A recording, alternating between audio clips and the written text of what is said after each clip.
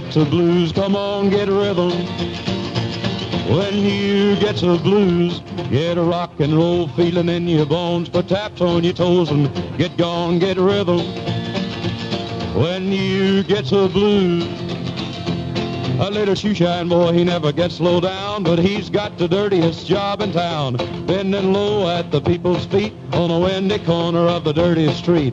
Well, I asked him while he shined my shoes, how'd he keep from getting the blues? He grinned as he raised his little head, he popped his shoeshine rag, and then he said, get rhythm.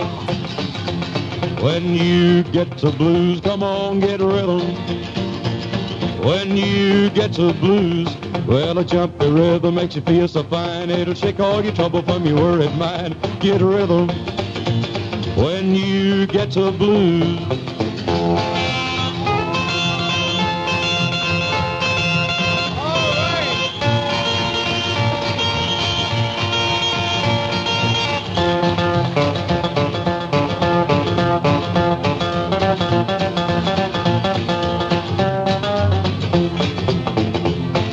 I sat and I listened to the shoeshine boy, and I thought I was gonna jump with joy. Slapped on the shoe polish left and right. He took his shoeshine rag and he held it tight. He stopped once to wipe the sweat away. I said, you mighty little boy to be working that way. He said, I'd like it with a big wide grin. Kept on a popping and he said again, get rhythm. Woo! When you get to blues, come on, get rhythm. When you get to blues, it only costs a dime, just a nickel a shoe. It does $1 million worth of good for you. Get rhythm when you get to blues.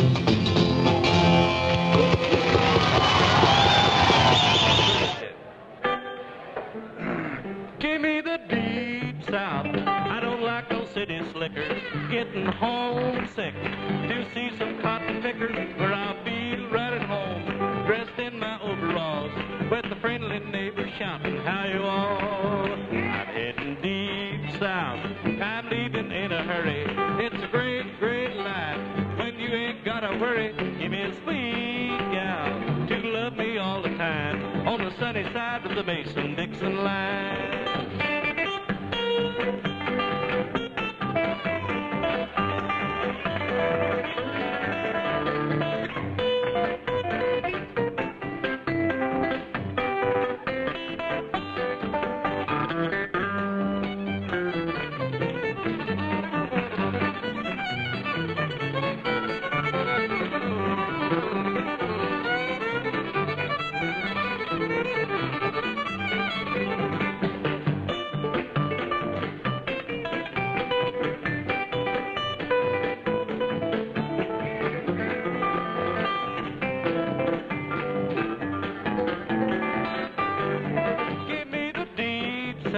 With that good old watermelon melting in your mouth. Can't you see my chest is swelling? Let that mockingbird sing a little lullaby down in Dixie when I lay me down and die. I'm heading deep south, leaving in a hurry. It's a great, great life when you ain't gotta worry. Give me a sweet gal to love me all the time on the sunny side of the Mason-Dixon line.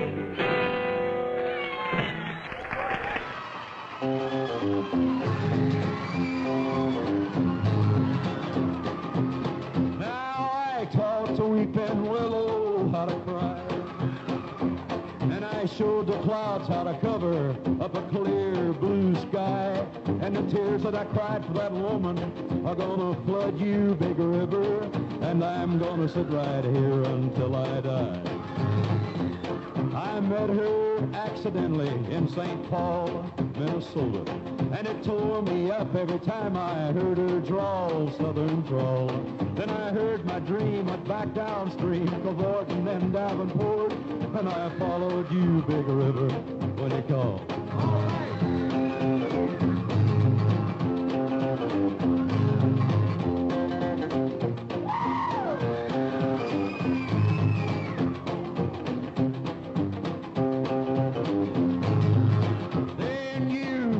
To St. Louis, later on down the river. A freighter said she's been here, but she's gone, boy, she's gone. I found her trail in Memphis, but she just walked up the bluff. She raised a few eyebrows and then she went on down alone. Now won't you bat it down by Baton Rouge, River Queen, roll it on. Take that woman on down to New Orleans, New Orleans. Go on, I've had enough of my blues down in the Gulf. She loves you, Deke River, more than me.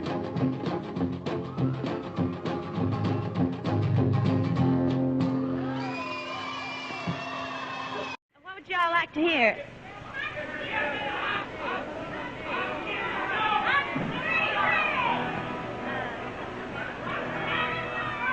High School Confidential, all right? Open up, honey, it's your lover girl, me, who's knocking. Why don't you listen to me, sugar? All the cats are at the high school rocking.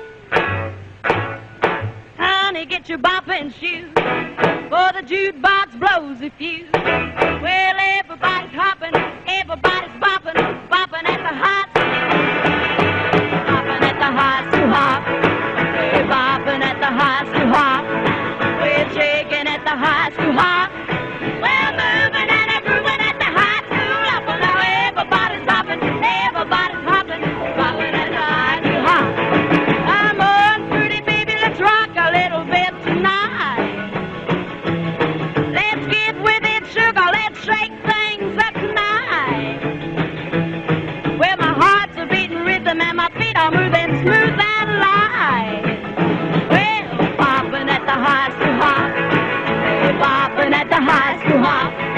We're shaking at the high school hop. We're moving and a grooving at the high school hop. Well, now everybody's bopping, everybody's hopping, bopping at the high school hop. Let's go!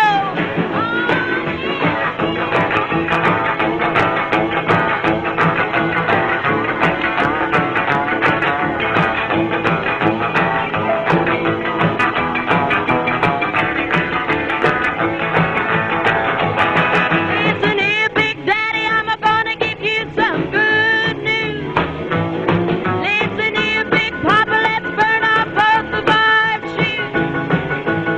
Well, my heart's a beating rhythm and my soul keeps singing the blues.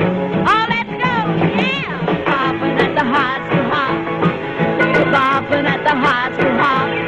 We're shaking at the high school hop. We're moving and a grooving at the high school hop. And now everybody's hopping, everybody's hopping, hopping at the high school hop.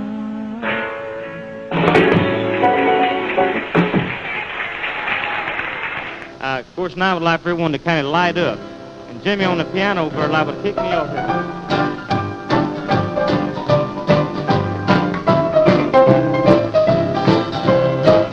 I guess I'll take a walk tonight. I know that I can't sleep. And I won't go to bed at all. I just lay there and weep. Instead I'll make our favorite spot. That's what I think I'll do. I got to smoking cigarettes, drinking coffee blue. Smoking cigarettes and drinking coffee all night long. Wondering how a love so right could suddenly go wrong. I catch the next bus out of town, but I gotta be near you. I got to smoking cigarettes and drinking coffee blue. That's right.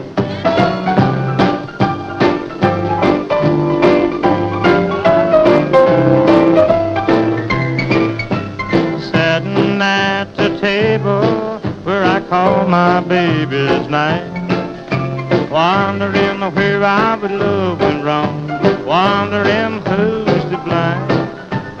Listening while the jukebox play the songs that make me blue. Another cup of coffee and a cigarette too. Smoking cigarettes and drinking coffee all night long, wondering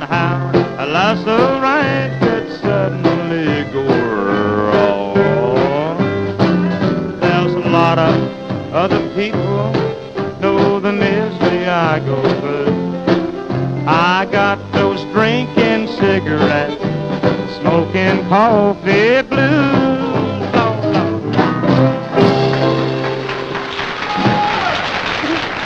Boppin' baby, I'm with you, and I see some character over here. There he is. That's Pee-wee.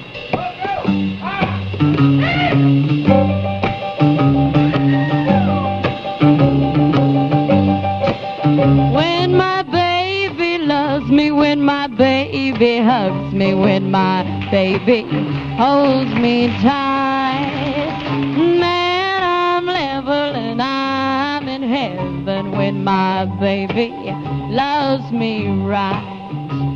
Well, he ain't short, brother, he ain't tall, 'cause man, he's just about right. Well, he's my rock boppin' baby, and I don't mean maybe he'll do it up right tonight. Well, my rock boppin' baby, you ought to see him shake it. Well, my rock boppin' baby's got tricks. Well, you ought to see him rock. He don't to move it and stop, but he rocks all over the place. When we go out for a night on the town, we don't ever fool around. When we start bopping, all them other cats stop and they just start standing around. When we get going, it ain't no slowing it. We just have a ball. I'm putting you wise, my baby ain't got eyes for any other girls at all. Well, my rock boppin' baby, you ought to see him shake it. Well, my rock boppin' baby's got tricks. Well, you ought to see him rock. He don't to move it or stop, but he rocks all over the place. Now, he ain't short, brother, he ain't tall, 'cause man, he's just about right. Well, he's my rock boppin' baby, and I don't mean maybe he'll do it up right tonight. He'll do it up right tonight. He'll do it up right tonight.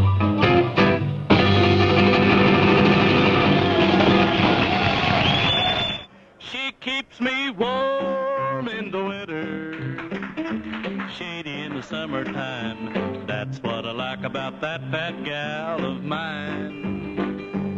When I see my landlord, there's so much of her to hide behind. You wouldn't pay rent if your time was spent like mine. She's my shelter in the time of storm. I held a skelter right under her arm. She's a beauty if you look at her face, and you shouldn't be looking any other place.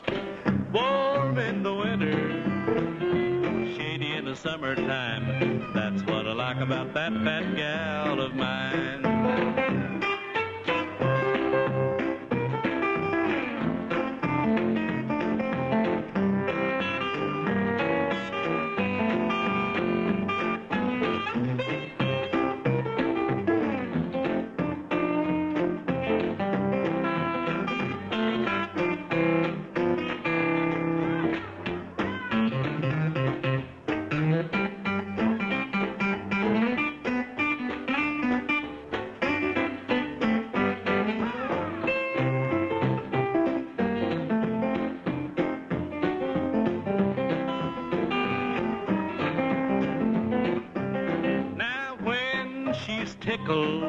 So much of her has the biggest time. You wouldn't pay rent if your time was spent like mine.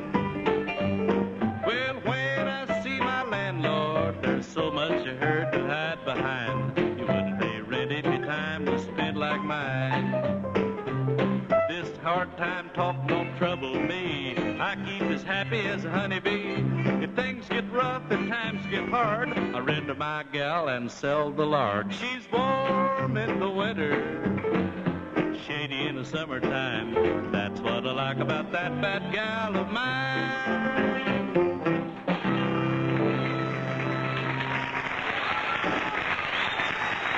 Entertainer from Columbia Records and from the Nashville's Grand Ole Opry. This is the guy right here, Marty Robbins. Bring you on. That's it. Thank you. I'd like to find somebody who could be just halfway true, but I can't, but I've gone too far. I'm deep in love with you. I'd like to pull up stakes and leave. That's what I'd like to do. But I can't quit, I've gone too far, I'm deep in love with you. If I knew then what I know now, I wouldn't be so blue. If I could see you long ago, I wouldn't be loving you. It's so mixed up inside the things you say and do. But I can't quit, I've gone too far, I'm deep in love with you.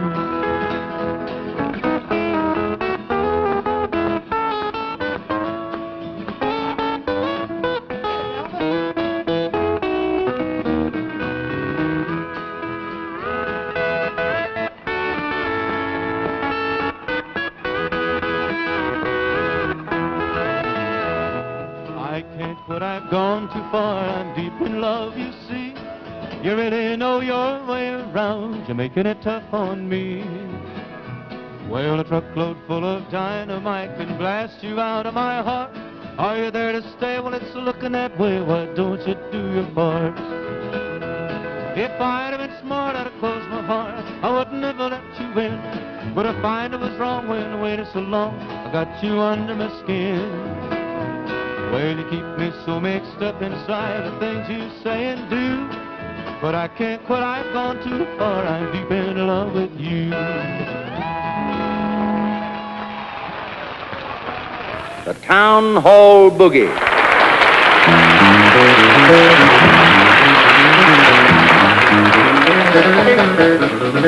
Down in Compton on Long Beach Street, we got a little tune with a boogie-woogie beat called the Town Hall Boogie. Town Hall Boogie. Everybody doing the Town Hall Boogie now. Well, they come from here and they come from far to hear a little boogie on the steel guitar to the Town Hall Boogie. Town Hall Boogie. Everybody doing the Town Hall Boogie now. Miss Marion Hall in a steel guitar.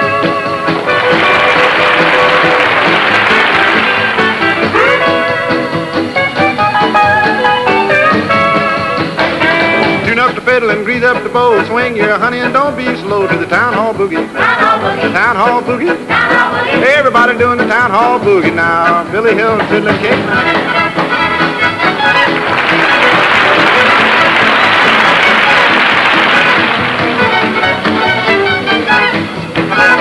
Left hand across the right hand back, grab your gal and ball the jack to the Town Hall Boogie. Town Hall Boogie. Everybody doing the Town Hall Boogie now. Jimmy putting his piano in here.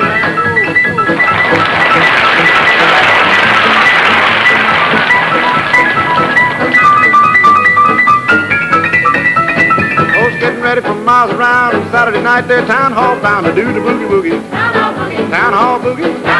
Everybody doing the Town Hall Boogie now. Pee Wee Adams.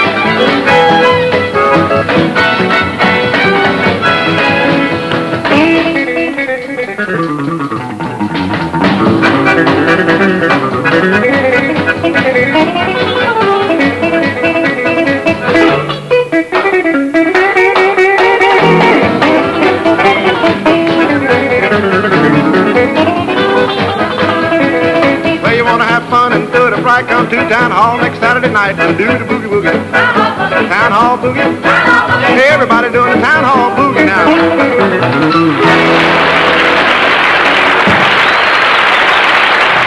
I've got a tangled mind. I've got a broken heart. Thank God I've died, and my time is short. gal somewhere. I guess she thinks I'm dead. I'd go back home if I could clear my head. Crying, crying all of the time. I've got a broken heart. I've got a tangled mind. Your turn, Chubby.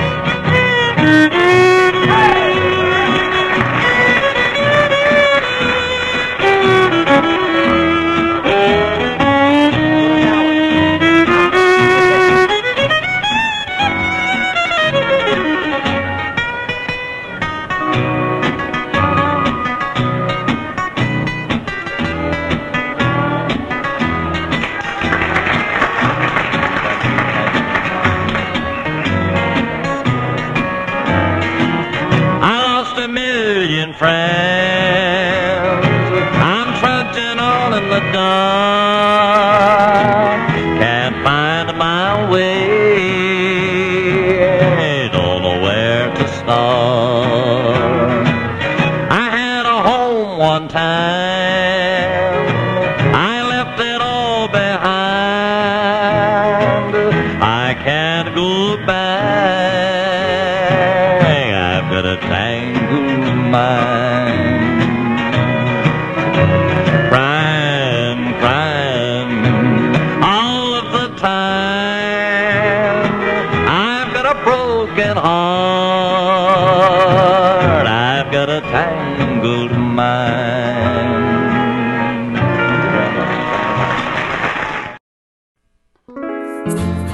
Ladies and gentlemen, welcome to Stellar Shows at Jack's. This presentation of Eclectic American Roots is a showcase for the music and lifestyle that celebrates the origins and legacy of authentic American music. Please give generously early and often as we present this new series. The proceeds go to connecting you with the Eclectic American Roots musicians that you love and encourages them with support through these challenging and uncertain times. I've been privileged for many years to be able to present the best in live roots music through Stellar Shows. Throughout the weeks to come, Stellar Shows remains committed to curating live talent, even with our clubs and venues shutting down, and all our performers being trapped in their homes. Roots music is all about taking entertainment back to a time when the words and the songs were much more meaningful compared to the overproduced music of today. And thanks to Jack's Entertainment, Stellar Shows at Jack's presents Eclectic American Roots.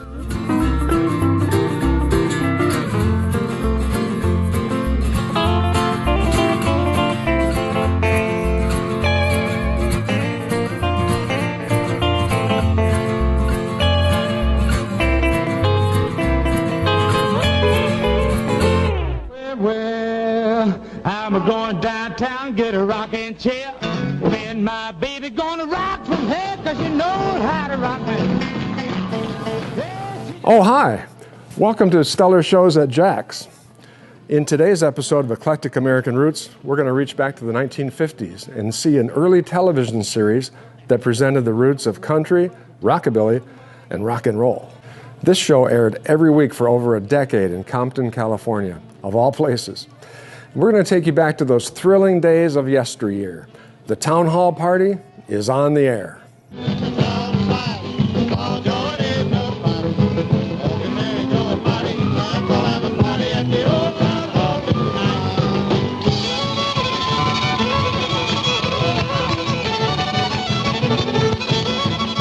Yeah, party time at the old Town Hall, and boy, we got the wall stretchers out tonight, Joe. We've got a great show planned for you for the big Town Hall. We're all out here, and I mean all of us are here at 400 South Long Beach Boulevard. That's in Compton, California, at Western Music's Hall of Fame. Town Hall Party. We got guests tonight. Don't attempt to adjust your TV screen. These shows were shot way before high def and Wi-Fi came into the picture. Now, the MCs of the Town Hall Party were country star Tex Ritter and Jay Stewart. But always there, adding youthful energy and enthusiasm to the show, were the Collins Kids. We'll have a special tribute to the Collins Kids later in the show. The Town Hall Party featured many of your favorite artists that were just getting started back in the 1950s. Johnny Cash, George Jones, Wanda Jackson, Merle Travis, Marty Robbins, Hank Snow, Eddie Cochran, and Carl Perkins, just to name a few. Even Lefty Frizzell made the LA country and rockabilly scene, back when smoking was a little more socially accepted. Of course, now I would like for everyone to kind of light up. I guess I'll take a walk tonight. I know that I can't sleep, and I won't go to bed at all. I just lay there and weep.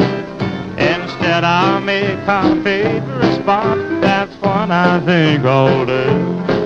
I got those smoking cigarettes, drinking coffee.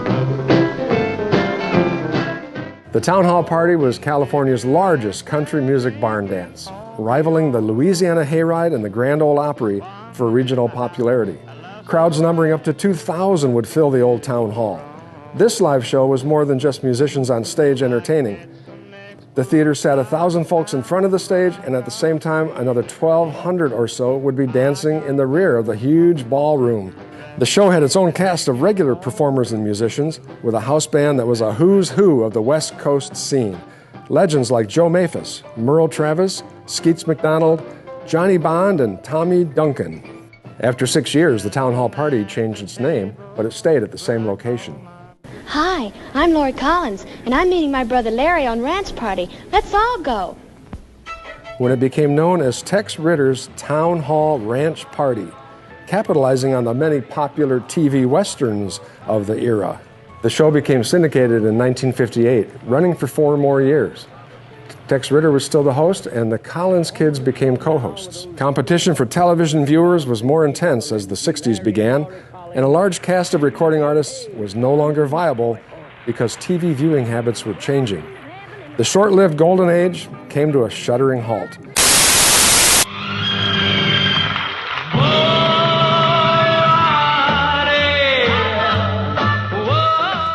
Following this superb period, Tin Pan Alley dished up non-entities like Bobby Redell and Fabian, and a host of copycats.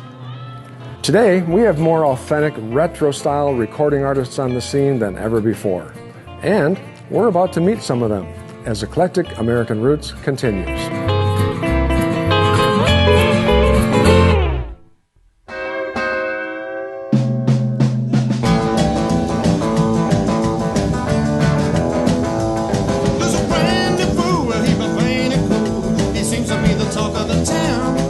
Today's host is Big Sandy, who, along with his signature band, the Fly Right Boys, has been a key figure on the worldwide rockabilly and roots circuit for more than 30 years. With multiple appearances on the Grand Ole Opry and several national television appearances under their belt, these 2-time Ameripolitan Award winners continue to set the pace on the ever-growing Americana scene. Big Sandy, born Robert Williams, grew up in Southern California, listening affectionately to his father's country, rockabilly, and western swing record collection. At the same time, inheriting a love and passion for R&B, doo-wop, and blues from his mother. Since 1984, Big Sandy has performed over 4,000 shows, playing a wide variety of rockin' roots music. It's not easy to pigeonhole Big Sandy's music. It's essential roots rock, including traditional rockabilly, western swing, honky-tonk, retro swing, blues, country boogie, and even Latin dance music. The Fly Right Boys, with influences like Carl Perkins, Eddie Cochran, and Buddy Holly, draw from the best of classic American roots music and inject it with a new passion. So it's with great affection that Big Sandy hosts this edition of Eclectic American Roots, delving back into the seminal 1950s when the Town Hall Party was on the air. We'll be having a great 90 minutes of a conversation, a lot of music, and a good time. So put up your feet and grab a drink with us here. Before we go any further, though, I'd like to say that this show is put together by a lot of great musicians who would normally be out touring, doing shows, maybe playing in your town. But the work isn't there. I know that's the case for all of us. But today we're here to support the musicians who make the music. And you can help out in a giant way by going to stellarjacks.com. And there's a virtual tip jar. and we'll make sure that all gets divvied up with all of those who participated in the show. It'll help us more than I could tell you, friends. So let's just kick back and let's get things started, actually, get in the mood by watching Merle Travis, the great Merle Travis, with Too Much Sugar for a Dime.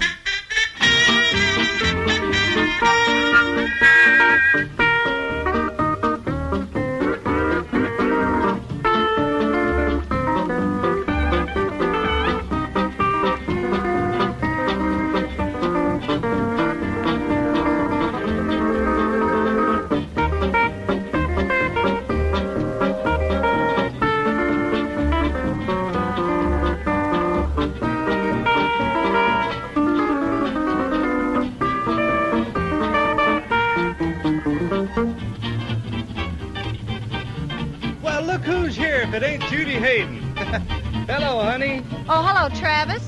What's the big boast today? Have you bought the London Bridge? Oh, that little old thing. I just purchased Fort Knox. Now, if you'd like a new mink coat or something like Wait that...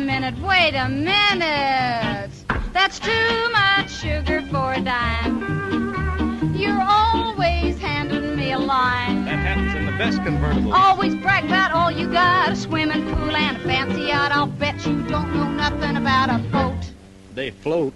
That's too much honey for my hide. What's your buzzing queen bee? All you do is pitch a lot of jives. See what I mean? Well, I know, honey, I've done you dirt, but you can wipe your shoes on my silk shirt. That's too much sugar for a dime.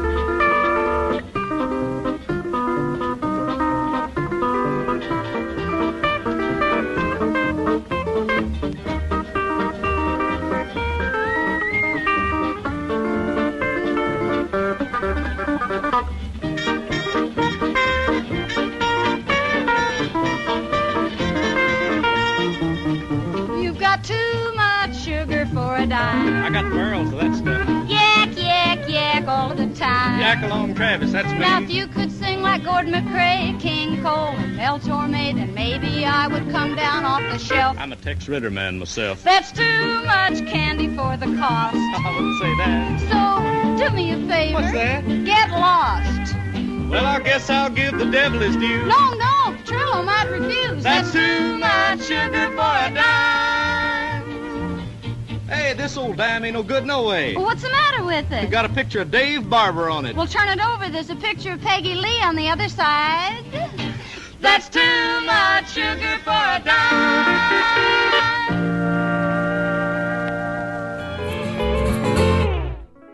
All right, and that was Merle Travis there with Too Much Sugar for a Dime. Which brings us to our next guest, a fantastic performer, a singer, a songwriter, an author, a historian. Ladies and gentlemen, please welcome Mr. Deke Dickerson. Hey there, Mr. Big Sandy. It's good to see you. Long time no see. It's really nice to see you, even this way, my friend.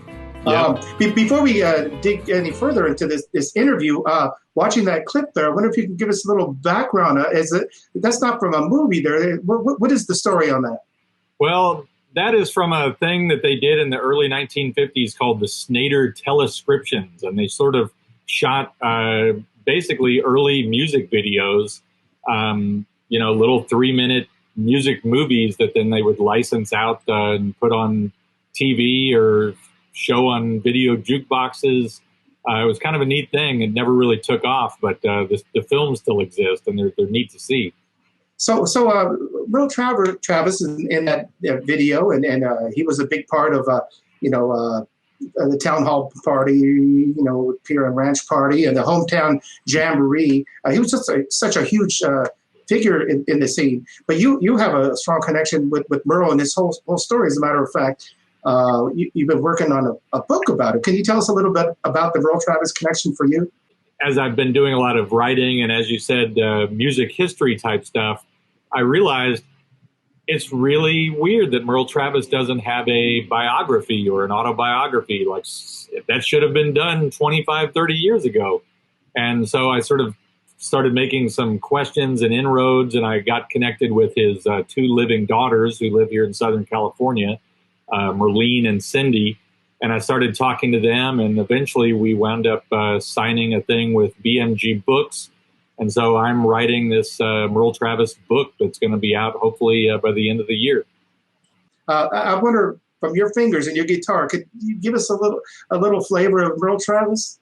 Yeah, absolutely. And you know, we've just kind of been jumping into this sort of assuming that people know what we're talking about. But in case people are not familiar with Merle Travis, he was a guitar player who had this thumb style. And I'm not really a Travis picker, but I'm going to try playing with a thumb pick, like a real Travis picker on this. He was a songwriter. He wrote the very famous song that's Tennessee Ernie Ford had a huge hit with, 16 Tons. He wrote a song called Dark as a Dungeon that was also about coal mining, that's been covered by Dolly Parton and a million other people. You know, he was just a very influential songwriter. And then he was just this entertainer, you know, he was this character. And why he worked so well on TV is he just had a very strong personality. He was funny. He could draw amazing cartoons. He was an inventor. He could repair wristwatches. He just had this long list of kind of amazing things that he could do. So what I'm going to do right now is one of his songs that doesn't get covered very much. And I've been doing this in my band for quite a while. It's a little thing called Turn My Picture Upside Down. And like I said, I'm really not a Travis picker, but I'm going to try doing a little bit of it for you right now.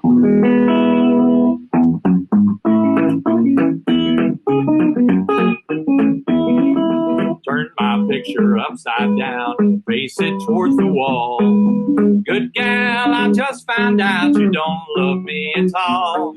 And all the vows you made were false, for then you thought I'd fall. So turn my picture upside down, face it towards the wall. Though you're leaving, I'm not grieving. Get down upon your hands and knees and crawl. Now just don't think I'm here to pout. No siree, I'm here to shout. Turn my picture upside down, face it towards the wall.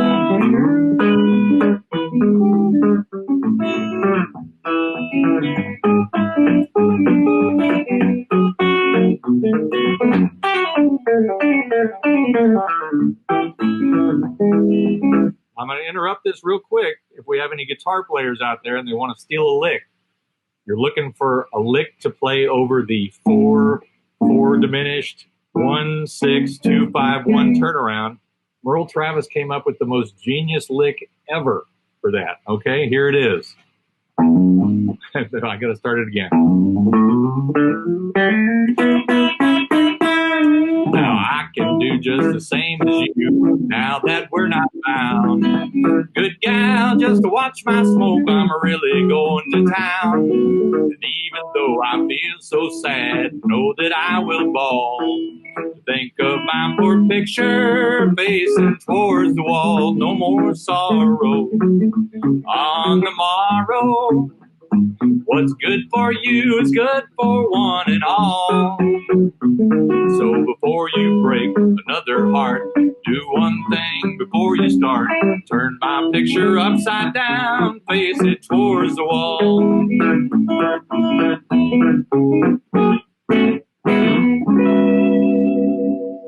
Yeah, well, that's fantastic. They say a picture paints 1,000 words. Well, seeing somebody perform musically right in front of your eyes like that, that's worth at least 1,002.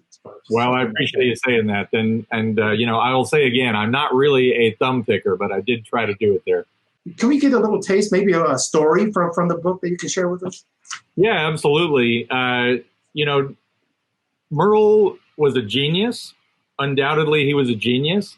But he also had this side to him that he was kind of a screw up. You know, he had a lot of problems with, he had some sort of undiagnosed mental thing. It was probably bipolar disorder or something like that. He was based in Cincinnati during World War II, and he had a band called the Drifting Pioneers. And World War II kind of broke up the band. He tried enlisting in the Marines for a short time in 1943. The Marines just sent him home. They just flat out rejected him, basically because of his, whatever undiagnosed mental problem that he had. So he came back from being in the Marines about 5 or 6 weeks. His first marriage was completely falling apart. He didn't have a band anymore. And he just said, screw it. I'm going to borrow $10 from everybody I know here on WLW in Cincinnati. And I am going to catch a train to California because Smiley Burnett was out here in Cincinnati in the frozen weather. And he said, man, I'd rather live on lettuce in California than eat caviar in Cincinnati. And so Merle just borrowed some money from his friends and he got on a train, and he literally just got on this train with a guitar and no change of clothes or anything. And he got to Union Station in downtown Los Angeles, went across the street to one of these kind of flop houses, and he didn't have any plan. I mean, that was it. He just, I'm going to go to Southern California because I heard it was great. And he knew 2 people that lived out here. One was a guy named Wesley Tuttle, who was a famous kind of singer. And the other guy was a fiddle player named Charlie Linville. And he got here to California, and Wesley was the only one that was listed in the phone directory.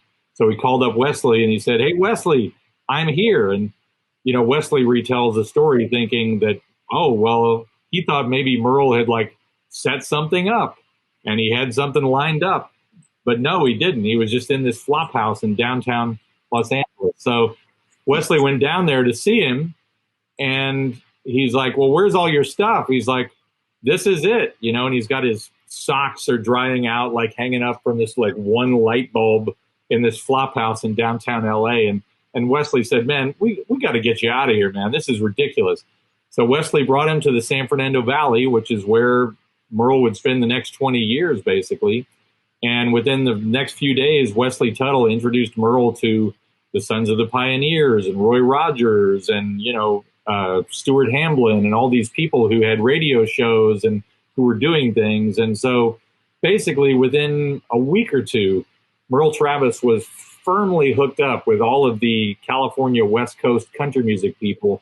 And it was on from there. It was like, here's this incredibly talented guitar player and singer, and he's showed up at exactly the right time where there's all these swing shift dances that are going on in the height of World War II. And it just kind of took off from there. Within a year or two, Merle was signed to Capitol Records. It was also a brand new business that was taken off here in Los Angeles at the time. And he was making records, and he was on 3 or 4 different radio shows a day and then playing on 2 or 3 dances every night. So he had this knack of screwing things up and then figuring out a way to just make some sort of triumph out of that. And he did that 2 or 3 times during his life. So that's how Merle Travis got established out here in Los Angeles. Well, I can certainly relate to that. Well, at least half of that, the screwing up part. Hey, man, I'm right there with you. Well, thanks for whetting our appetite on your upcoming book. We can't wait for that, and we can't wait for the movie that's going to be made from the book. Well, that's the idea, Well, I'm sure. I hope it'll happen. I think it will. To take you out, I'm wondering if there's do you have any video clips of yourself playing doing a Merle Travis song? Yeah, well, there's a song that he did in 1947 for Capitol Records called Merle's Boogie Woogie, and I've been doing that song with several of my bands. So let's see a video of me doing that one right now. Here we go.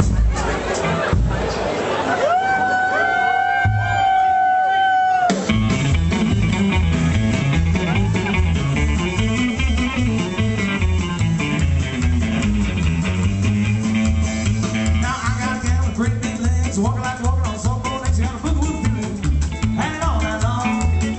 When I get that feeling, my mama let me come home. Here I go.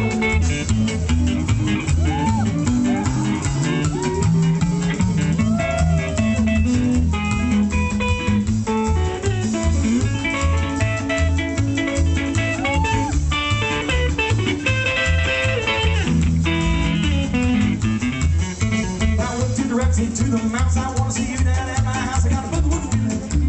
Hang on that long. When I get that feeling, Bo Sample, I gotta hear you one more time, man.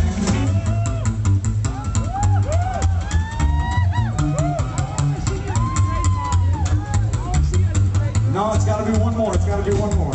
It's so good. And you look so good just standing there motionless. Pass it back to Alex Hall. One more time, how about a hand for these guys?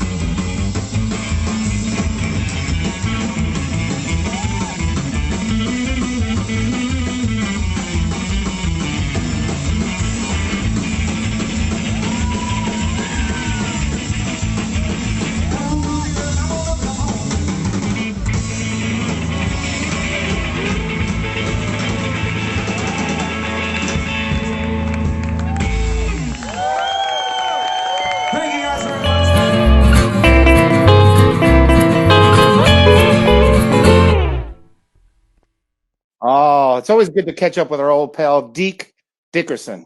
All right. I'll tell you, and there's a lot more of that ahead right here on Stellar Shows at Jack's, Eclectic American Roots. Today's edition, Town Hall Party Boogie. And I tell you, before we move along here, I just have to say something. We're already getting some really nice donations in. I wish we could cut to Ed McMahon with a tote board to see what the running total is right here, right now at the telethon here. But thanks for doing that. You can, at any time during the show or afterwards, stellarjacks.com. There's a virtual tip jar set up, and that will help some of these great musicians that we have here on the show, and enable us to keep doing these productions here. We thank you so much. So let's get back to the music with the great George Jones on our Town Hall Party. Introducing before, he's had records on top of the hit parade, every one he's made in the last 3 years on the Mercury label. Let's bring him out to sing some more of his fine tunes. Our guest tonight, George Jones. How about a hand, huh? Here's one we hadn't did in a long time around this part of the country. It's an old tune, but we'd like to try it again. It goes like this. Oh, you said you was my baby, now I know that you're my baby, but it seems to me you got it over line. If you want to be my baby, then you gotta be my baby. You can't keep a finger in two different pies. I remember how you pleaded, and you told me that you needed my love, and I believe it found us down. So if you want to be my baby, then you gotta be my baby, and you gotta lay them kissing cuddles out. Well, when you're high stepping, I'm a crawling low. I get suspicious, and I'm gonna tell you so. If you want to be my baby, you gotta be my baby, and be nobody's baby but mine.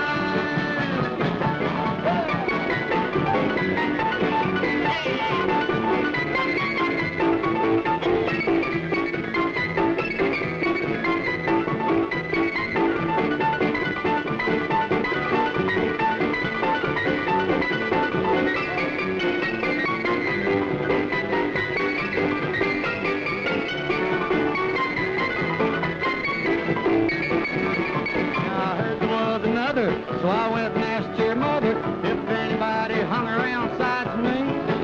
She gave me no satisfaction, so now I can't take no action, but I think that I'll just hang around.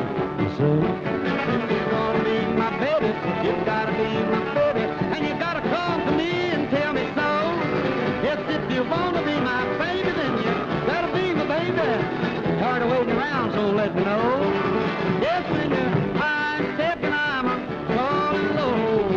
I get suspicious, and I'm gonna tell you so. If you want to be my baby, you gotta be my baby. Nobody's baby but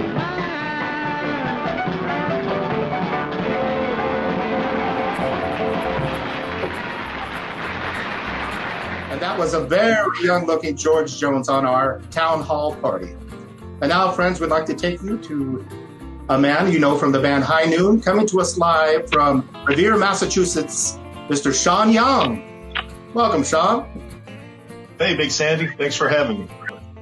So from Austin to Boston, it was when you were in Austin that we kind of first started hanging out. Every time our band was playing in Austin, Texas, we would always stay with you there at your place.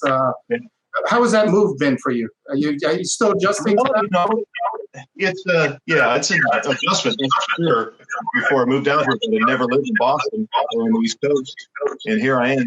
So, it's an adjustment. But I mean, I like it out here. New England's cool. There's a lot of history and a lot of cool things to go see. But I do miss Texas, to be absolutely truthful. I miss Texas a lot, even though Austin has changed so much, as you know.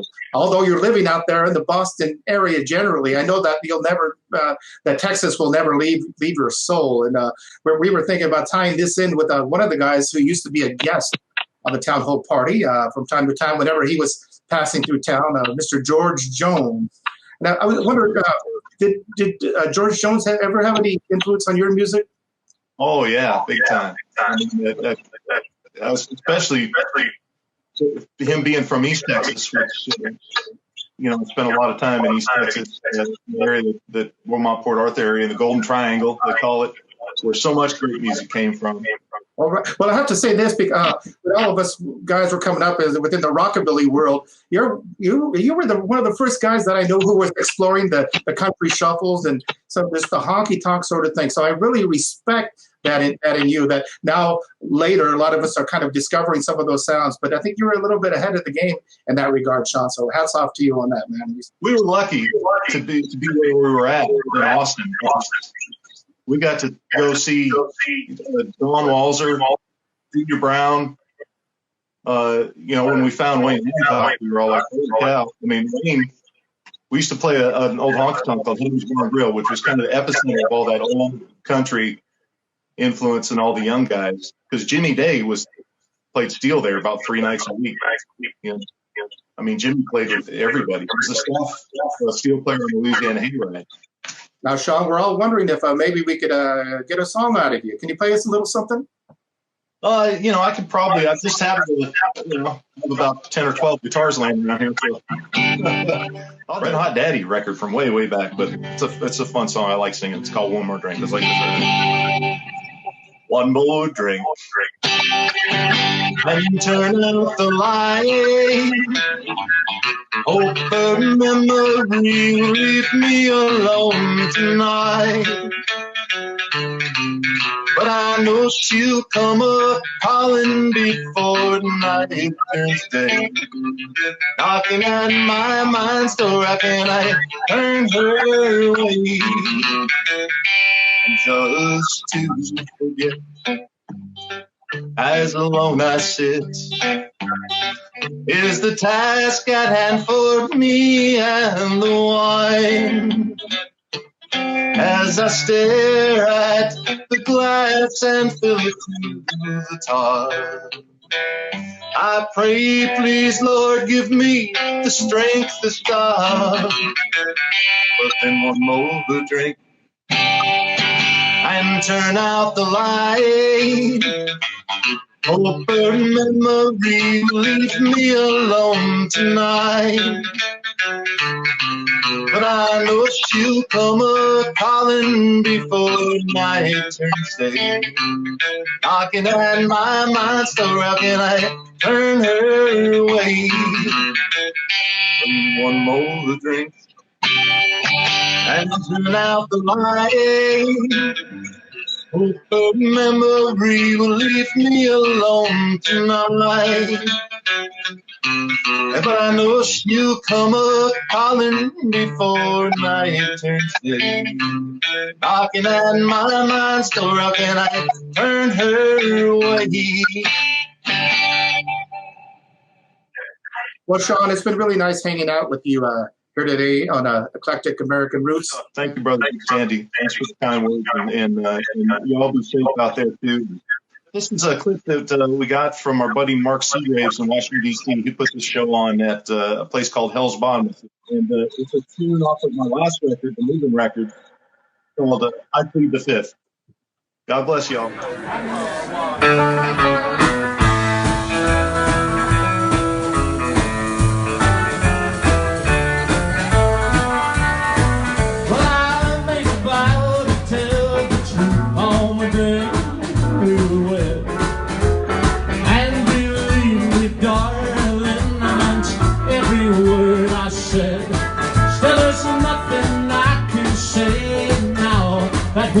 Just sound wrong.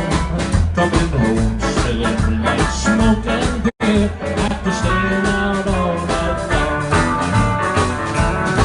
So I drink this fifth of whiskey that I hold in my hand, and I hope that you'll forgive me and that you'll understand that it makes a man defy things that he shouldn't, and it you demand an explanation.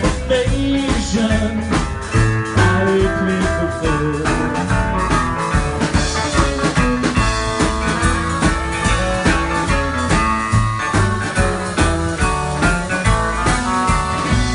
So now I plead my case, and it's all I can do to convict or acquit. Well, I'll just leave that up to you. Nothing really happened, and I hope you get my drift. But if you want more information, well, I plead the fifth.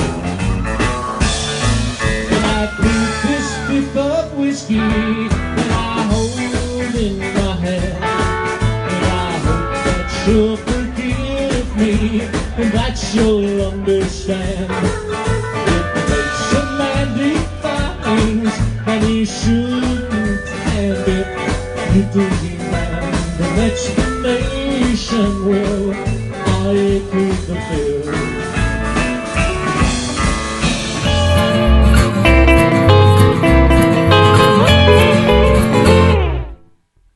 It's Carl Perkins. Here he is. Bring him out. How about it? Where? There you go. Well, I'm sitting here wondering would a matchbox hold my clothes. I'm sitting here wondering matchbox hold my clothes. I ain't got no match, got a long way to go.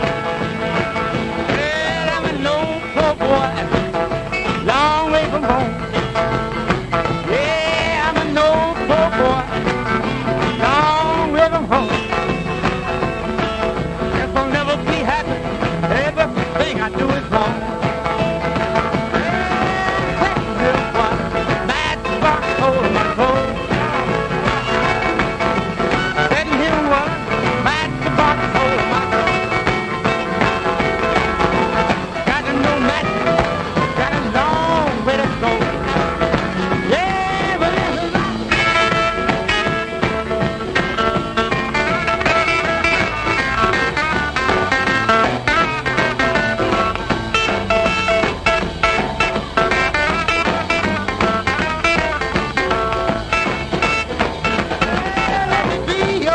Dog, till your big dog come.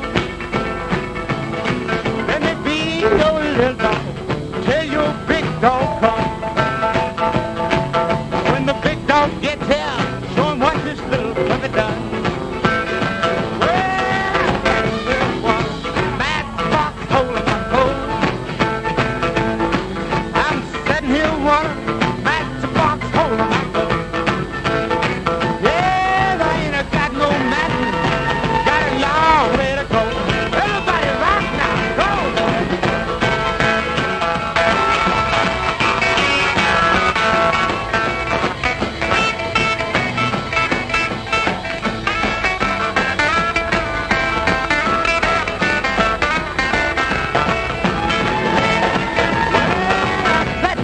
One matchbox hole in my coat. Yeah, sitting here one matchbox hole in my coat. I ain't got no match, got a long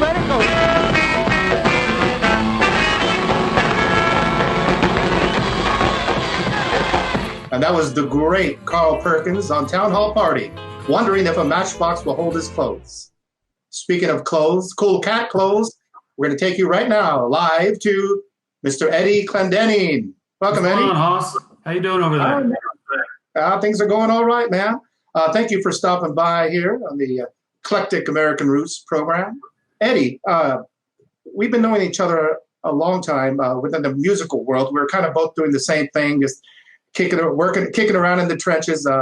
But you had something that happened to you along the way that kind of ties in with the cat that we just saw there on video. You found yourself working with a $1 Million Quartet production. And of course, you played the Elvis role in that, but also portrayed Carl Perkins and Johnny Cash and Jerry Lee Lewis, of course. But I wonder, how did that come about? How did you just fall into that, or what did you try for that? Yeah. I mean, like you, just you travel around playing gigs, and the right people see you at the right time. Someone thought I'd be good for the job and gave me a call, and next thing I know, I'm moving to Chicago to do a show, and then not long after that, he's getting picked up and taken to Broadway, and it was all just sort of one big accident, like a lot of my life. Yeah, some good, some bad, right? Yeah, exactly. But I was wondering if doing that show, did you get to meet any people who worked directly with some of those artists, like maybe who played with them or worked behind the scenes? Yeah, with we had Stan Perkins came and sat in. We used to have guys come and sit in quite a bit. Stan Perkins came. Jack Clement, Cowboy Jack Clement, came and hung out with us. We had W.S. Holland, the drummer, on all those Carl Perkins records. And then I got to hang out and play with the man himself, Jerry Lee Lewis, which was pretty wild, yeah. And could you get a sense of that sort of the production, the show sort of got their blessing, or did they kind of give you the thumbs up on the whole thing? Yeah, everybody was really, really into it. W.S. Holland, he ended up actually traveling around with the touring company and sitting in with them most nights, and he loved it. Jerry Lee Lewis a little harder to read, but I think he had a good time. Yeah, I laid some real nice hand rolled cigars on him, and we talked Andy Griffith and Bonanza, and he was happy. Well, from what I've read, that's the way to his heart. That's right. Okay, and I guess after that, you were working in a similar production. The theater world has really kind of had a big shift into music biopics. They're kind of everybody's getting one now. And there's a great Hank Williams show. There's some Johnny Cash shows. If there isn't, there ought to be a George Jones show at some point. Loretta Lynn's got a show. So there's a lot of work available to roots musicians like you and me that fit certain bills at certain times. So I'll definitely look to be back on the theater stage at some point.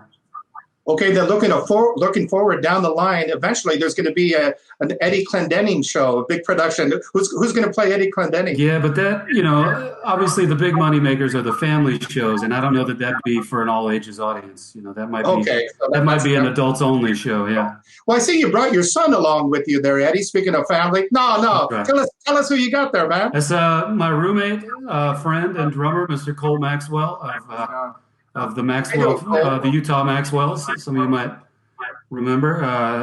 Great drummer, and he's gonna play a little skins and sing harmony on this song that we're gonna do for you guys. Maybe we could hear that right now. You want to hear it?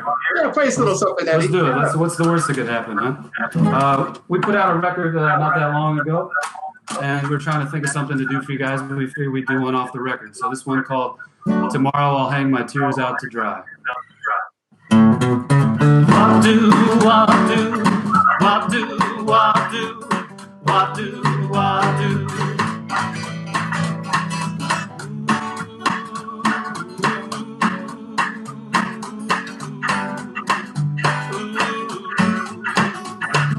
Tomorrow I'll hang out my tears dry.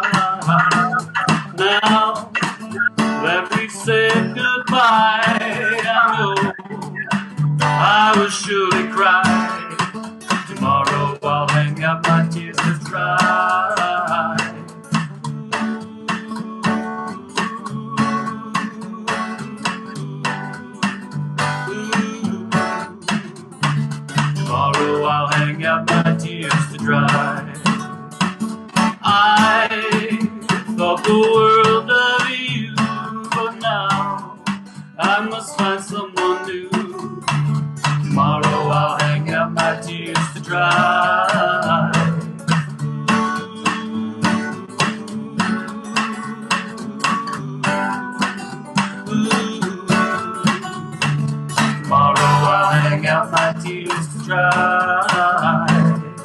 Wah-doo, wah-doo, wah-doo, wah-doo, wah-doo, wah-doo.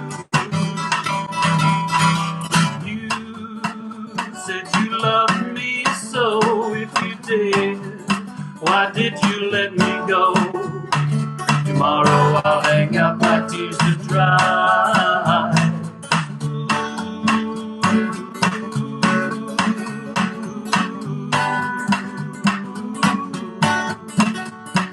Tomorrow I'll hang out my tears to dry. Tomorrow I'll hang out my tears to dry. All right, yeah. Eddie Clendening and Nicole Maxwell there. Thank you, guys. That sounded great there. Awesome. Thanks a lot for having us, man. Really appreciate it. Now, just like all of us, we've all lost any bookings that we had on the horizon indefinitely. So I'd like to remind people listening at home, if you enjoyed that, if you enjoyed any of this program, or all of it, hopefully, make sure you follow through with maybe a donation. Anything you could do from your heart would be great. If you can't do that, once you see this, it'll be archived and you can share it with other people. And that will help a lot itself, too. None of us know when our next show is going to be, but are there any big shows you might have coming up further down the horizon that you think might still be okay? Or? Well, getting back to the theater stuff, actually, I was booked onto a version of $1 Million Quartet that has pushed back into the fall now, but I've kind of had my fill of doing Elvis Presley in that show, so I'm going to be coming on as Johnny Cash for a little while on that one. All right. Yeah, it's a little something different, but still familiar. But yeah, I mean, bookings are gone as far as we know, and who knows when they'll return. Just hoping for the best. Hopefully we can all be back to entertaining and doing what we do as soon as possible, because I'm going a little crazy. Is there anything you'd like to let the people know about? Anything new?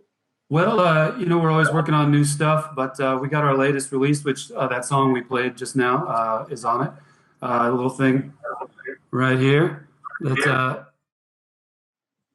we're hawking. So if anybody out there needs a coaster or perhaps an ice scraper for the winter months, this CD works great. And you can contact me through Facebook or Instagram or whatever, and I can send one to you. So Eddie, you mentioned that you looks like you're going to be playing Johnny Cash in the next go round. I'll tell you what, I got a clip of me and the boys playing back at Spike's in Rosemead way back when. I know a place that you remember well, I'm sure. Yeah, man. Well, we'll send this one out to Brando von Badsville. And, there you go. Anyway, thank you both. Thanks, Cole, and thank you, Eddie, for being on the show. We'll see you around soon. Thank you, and thanks to Christopher for putting this whole thing on, man. It's really great. Good luck, everybody. Stay safe.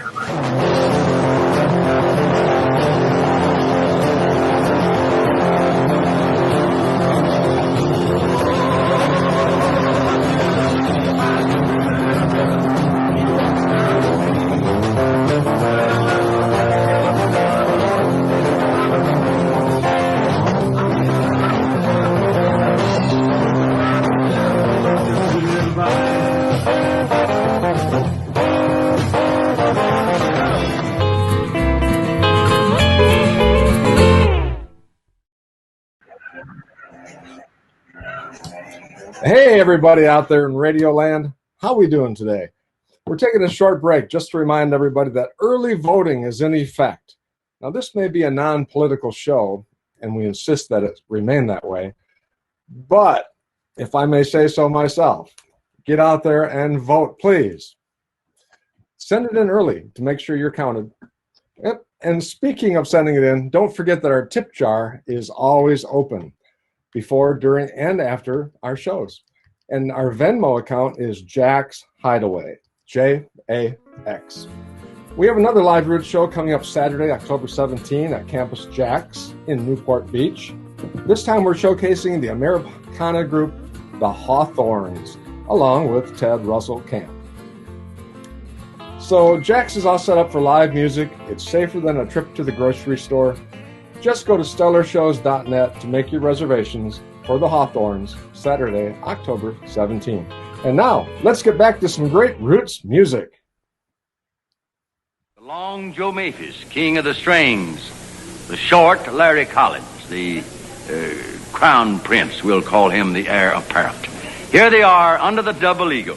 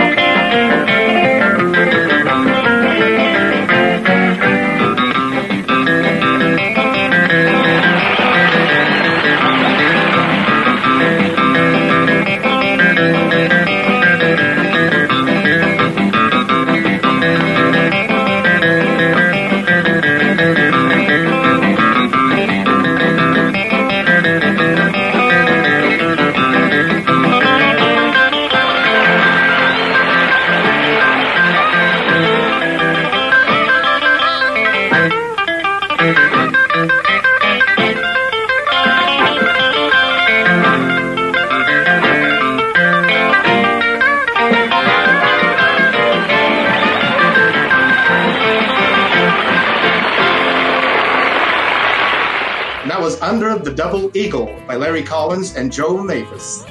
Now we'd like to bring on a guy who was a founding member of the Surfaris, Bob Berryhill, who along with his wife, Jean, as young people actually attended Town Hall Party, and it ended up influencing their own music in the surf realm. We'd like to talk to them now about that. Yes, well, the Town Hall Party was definitely influential. My parents were into country western music, and Jean's parents were also into that. So they took us down there to see the Larry Collins and Laurie show. And it was supposed to be a facsimile of the Grand Ole Opry, where you had a big church building. But this was basically a big store building.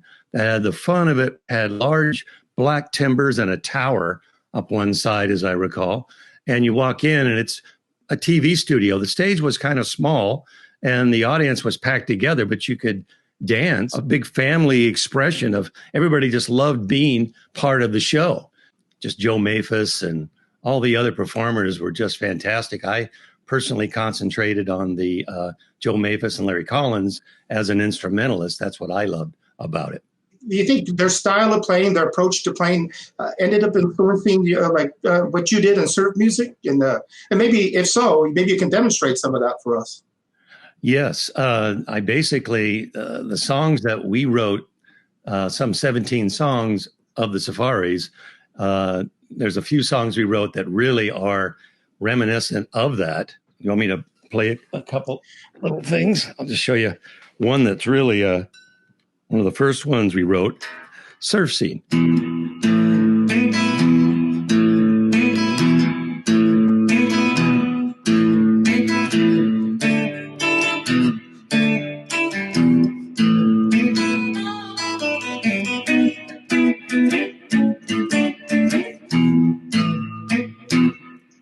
You can hear Larry Collins and Joe Maphis all over that.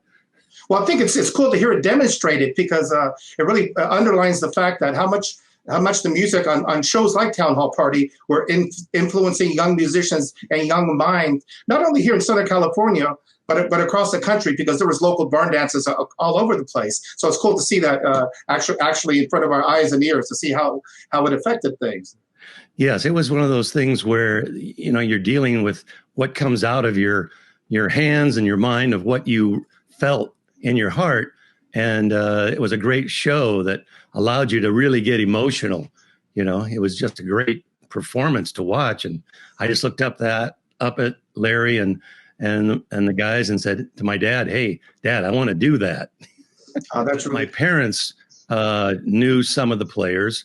They knew a couple of them. Their name was Woody and Lena. They were a guitar singing duo. I'm not sure if they played down there, and that may be one of the reasons we went, but they played the local places to play in around the Glendora area. Well, I think it's really cool to hear from somebody who was actually at the show. So it's not just old video clips that we watch. You bring it to life, and we thank you for that. Now you said both of you, you and Gene were both at the shows, at some of the shows, but without knowing each other. Gene, what are some of your memories of that experience? Well, actually, I did approach the stage and met Larry and Dakota Collins. I went up and shook their hands, and I don't know, I was just more forward and maybe less in awe.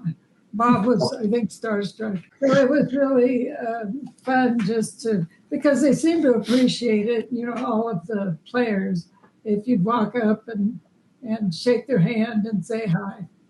No, it must be really cool to have a shared experience like that between you two. You seem to have a great dynamic, but that's one more thing that you can sit and reminisce about. Just with you being like a co-founder of the Surfaris and being one of the writers for Wipeout, that alone is you could rest on your laurels there. But you continued on later, Bob Berryhill's Surfaris, and then you ended up playing with your wife. Can you tell us a little bit about that, working together? Yes, it was one of those cases where I always wanted my family around me. That's how we started. But when I was a child, my older sister played steel guitar and I played guitar, and we had lots of friends that played instruments. They would come over to our house, and it was like one big family. And later on, when the Surfaris, like anything else, you kind of go in and out of style. But I've kept playing all through these years, basically getting the opportunities to play wherever I could. I did a lot of things that were recital type things, but the idea of the Surfaris came up, and we started playing local dances. And after 3 or 4 years of playing together, things kind of changed. And then later on in about 1980, we tried a few reunions. And then in the 90s, I put together my own band, where Gene became my bass player at that point. After we traveled in Europe for about 11 weeks with about 11 or 12 people, we toured around there, and then came back and put a band together that has been playing regularly since 1990. Well, maybe you can give us a little example of some of the stuff you've been playing together, Yeah, let's do that. And tell us a little bit about what you're going to play there. Yeah, we're going to do Ramrod, okay? Right. All right, we'll do the Duane Eddy version, which I saw Larry Collins play and Joe Maphis play. So here we go. 1, 2, 3, 4.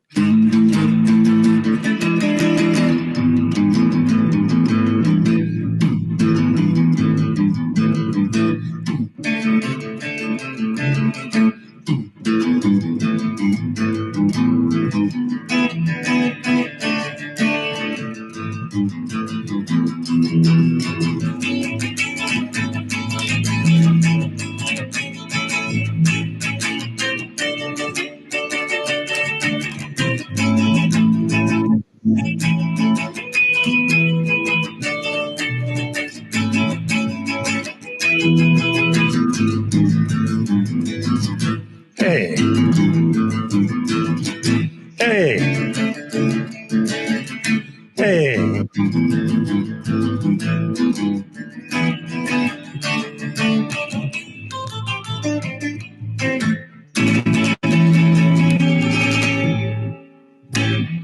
Well, all right, that's great. Have a little money in the tip jar for these two, huh? All right. I tell you, well, we thank you for coming on to the show today, for taking the time out of your day to appear with us here. And like I said, just being a living example of the legacy of Town Hall Party right here on Eclectic American Roots. Thanks, both of you. Thank you, Gene, and thank you, Bob. Thank you very much. Appreciate it.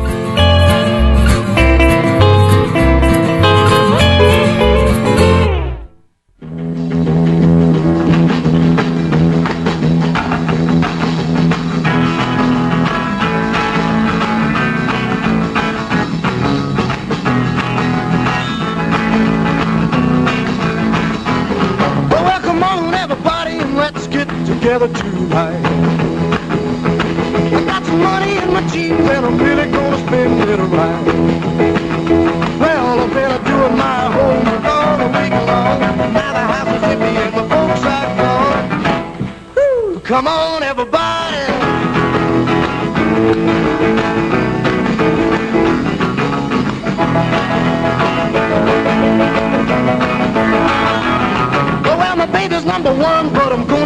3 or 4.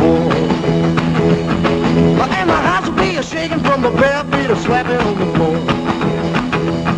Well, when you hear the music, you just can't sit still. If your brother won't rock your sister will. Ooh, come on, everybody.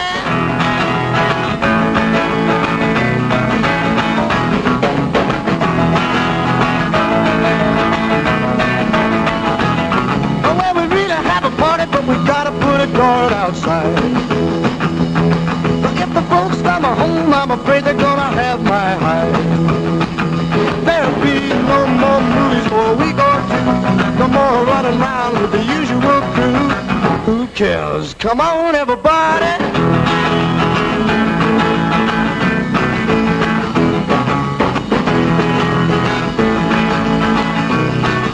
Come on, everybody.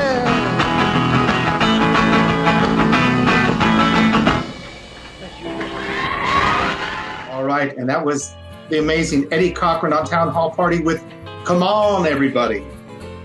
And now, come on, everybody. Move a little closer to your phone or your screen, or however you're watching. We're bringing in some longtime heroes of ours, longtime heroes of mine, to tell you the truth. The Rockin Rebels. We got Eddie Hill and Jerry Prefontaine of the Rockin Rebels. How you doing, guys? Doing fantastic. How are you? Doing great. Doing great, Big Sandy. Thank you. I'm doing well, man. Thank you for taking the time to join us here on Eclectic American Roots. I grew up at a time in the 80s where the Rockin Rebels, you guys, you were just like the kings of the scene.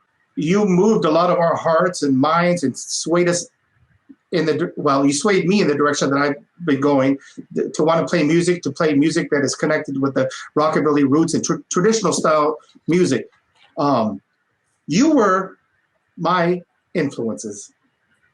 You and you, my friends. That's scary. But you guys, what drew you to the music? Were you moved by guys like Gene Vincent and then Eddie Cochran, who we just saw, and some of the artists on shows like Town Hall Party?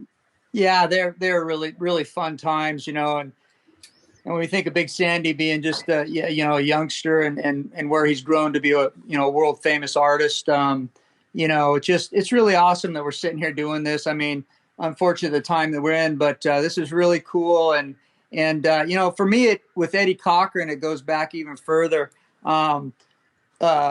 Gene Vincent was the second album I bought with my own money, but I just happened to have my first album that I ever bought with my own money, which was the 1971 United Artists release of all the Eddie Cochran greatest hits. I don't know if you can see that there, guys, but anyway, 1971's got great liner notes and all kinds of trivia in here. One interesting thing is that Jerry and I have been playing since high school. So Jerry Prefontaine, Eddie Hill. When you read the liner notes, Eddie Cochran's musical partner, kind of musical producer, and the guy playing the boxes on some of the recordings was Jerry Capehart, right? So you got Eddie and Jerry on the show today. So, but a little bit of trivia. That's how far back this goes for me. Is my first album that I bought with my own money was Eddie Cochran, and really influenced me as a guitar player with his double stops, the way he plays his lead, the way he approached his music. And he just really captured the teen scene, I think, and kind of from a California perspective. If you listen to Come On Everybody, and Jerry can relate to this, we used to have a lot of crazy house parties when we were in high school, and you listen to, posting a guard outside the door because, they're having this house party. And I think Eddie Cochran just captured the essence of that. And then when you listen to the Town Hall Party stuff with when Guybo's playing bass and the Swingers, they play some early instrumental that's reminiscent of like Link Ray or the early California surf sound. So, and if you listen to the driving beat of the Rockin Rebels, which is all about Jerry Prefontaine, it's that papa papa papa. And if you listen to Come On Everybody, that's kind of that early surf beat in there. So, Jerry and I come out of that surf music. Ramones meet Dick Dale meet Eddie Cochran, and that's that's kind of what we did, how we got influenced. That's my perspective. Jerry can add to that. What he's describing, though, with that rhythm that you laid down, was that tied into that the way he's describing? Big Sandy, what's your take on it? That's exactly right. And we saw a movie together called Untamed Youth that Eddie Cochran was in with Mimi Van Doren. This was like mind blowing for us because it was these rebel punk kids in the 50s, and we're in this punk movement in the 80s, and we could just totally mesh and relate. So Eddie wrote this song called Untamed Youth, and it's the title track to the Eddie Cochran movie with Mimi Van Doren. I mean, come on. How does that work? But I don't know if you remember that song, Big Sandy, but that song, Untamed, it's that check it, check it, check it, check it, check it. It's that whole train beat that just drives, and that's what you're talking about. That's exactly what it is. And the Rockin Rebels. Well, to me, but it's kind of funny you mentioned that song, Untamed Youth, which, you know, from that movie, I always assume you got the song title from that. But it did have that punk energy. And as a matter of fact, in L.A., where there was that crossover in the punk scene going into the rockabilly thing, that was the first time I was at a rockabilly show. You guys would cut into Untamed Youth, and some of the kids would start, like, you know, doing whatever, kind of a slam dancing sort of thing. They call it moshing later, but kids just went nuts. But I don't think they had heard punk rock, but they hadn't heard this direct drive of real rock and roll like that before. Right. It was something else to witness. True. That's true. And that derivative came from the punk movement. It came from Eddie Cochran. It came from that whole youthful just energy. And I don't know how you describe it, but it was there. And you felt it, and you were right in the midst of it. I look off the stage, and you'd be standing there, big, wide-eyed. There he is. There's Big Sandy, just like looking at us, like, what is going on? When we played the Troubadour, and it was kind of a hard audience that went over in the early 80s, like 81 or something, and you know, we were doing our thing, and then we launched into Untamed Youth, and the roof blew off. Man, people were like stage diving, but still it was that kind of crossover where, you know, Decline of the Western Civilization, Penelope Spheres movie had come out. We were doing our thing. We were kind of combining, and it was weird how things turned. There was like a punk rock whole group of people, and then the next week, and they would change, and they'd be at our shows, and they'd kind of be digging the roots music and kind of getting deeper into it and deeper into it. And then folks like yourself took it far earlier and deeper than we did it. We were just doing what we felt at the time, which, you know, I truly believe that rockabilly was kind of the punk rock of the 50s, if you will. You look at guys. Absolutely. When you look at guys like Ray Harris from Sun Records, you know, Come On Little Mama, we covered that song a while back, and it was just raw energy. Eddie Cochran's a little bit more produced, not maybe as much as Gene Vincent, but then you got Gene Vincent, you got the Johnny Burnett Trio.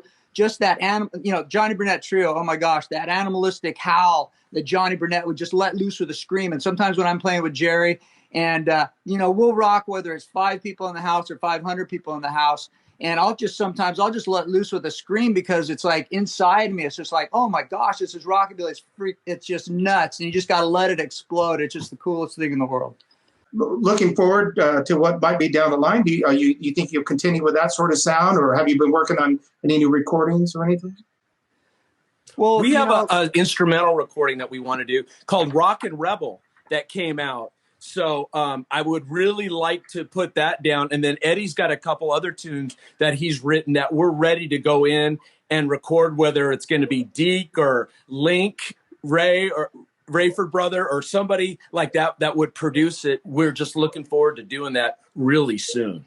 Yeah, so Jerry's talking about a song from his band out of San Diego, late 50s. I think it's the Strangers, and they did a song called Rockin Rebel, which is really, if you watch that clip on Town Hall Party from February 7th, 1959,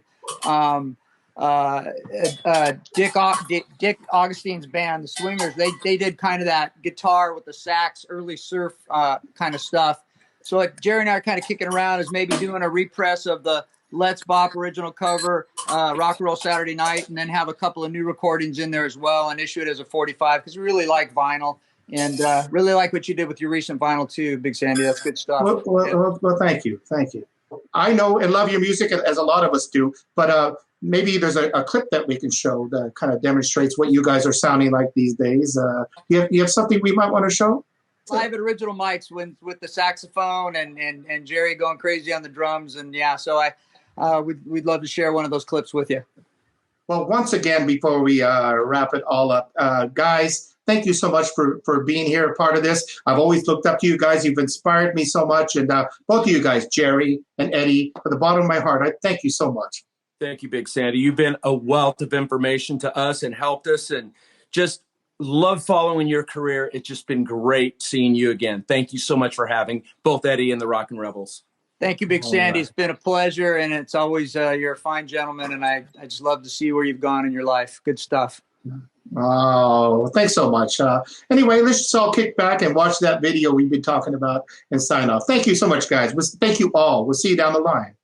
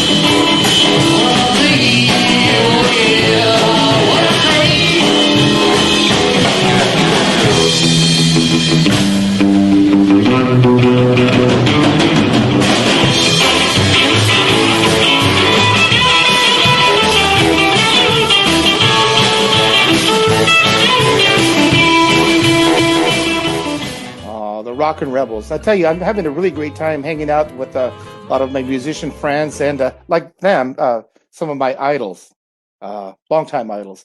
If you're enjoying this like I am, and I know you are, I've been watching the comments here. Once again, you can really help out here.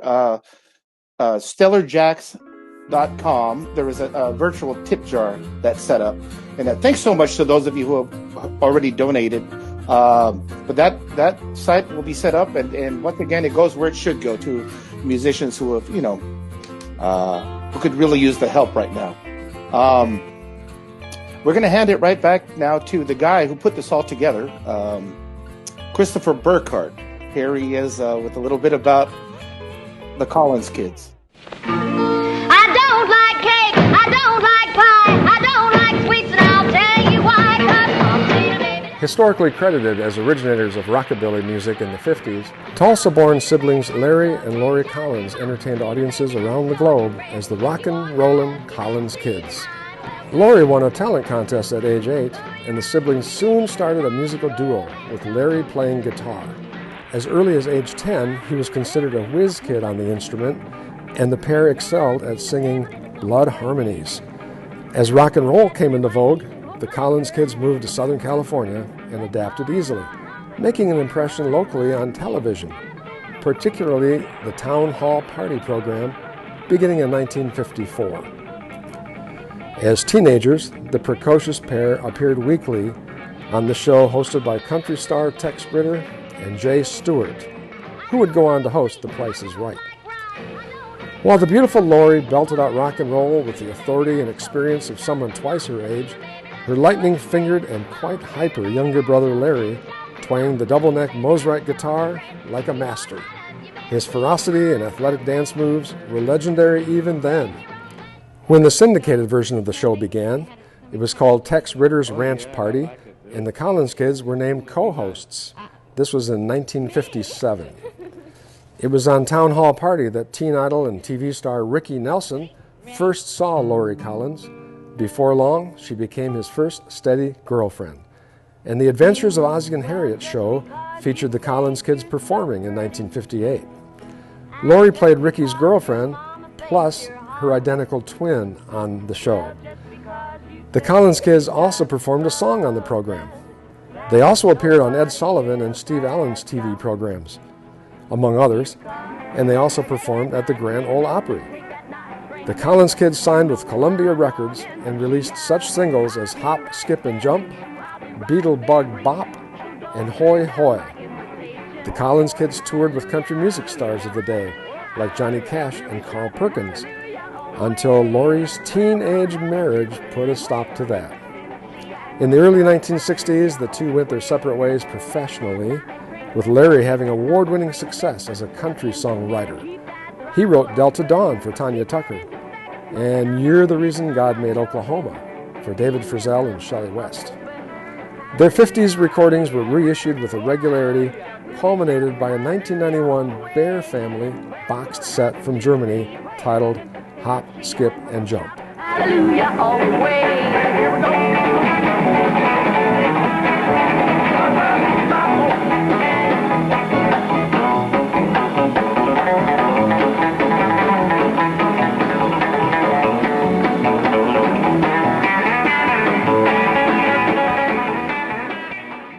And with Hop, Skip, and a Jump there, the Collins Kids, and carrying on the family tradition, Mr. Dakota Collins. Good to see you, Dakota. I'm wondering if you have any shared experiences that you'd like to talk about. Yeah, I think, out of every show that we ever played together, from Washington to New Orleans to Manhattan, Los Angeles, down in Anaheim, actually, at Deke Dickerson's Guitar Geek Festival at Jolly Roger. That was the highlight of shows we've ever played. It was great because Rosie Maphis was there, and, she's like a grandmother to me, of course. But my grandfather, Larry and Lori's father, was a welder in San Ynez, California, after they moved back up from Los Angeles. And he actually welded together the chandeliers in that place. And they demolished it, and I'm sad to say I wasn't able to grab one beforehand. So, oh man, that would have been cool to have that.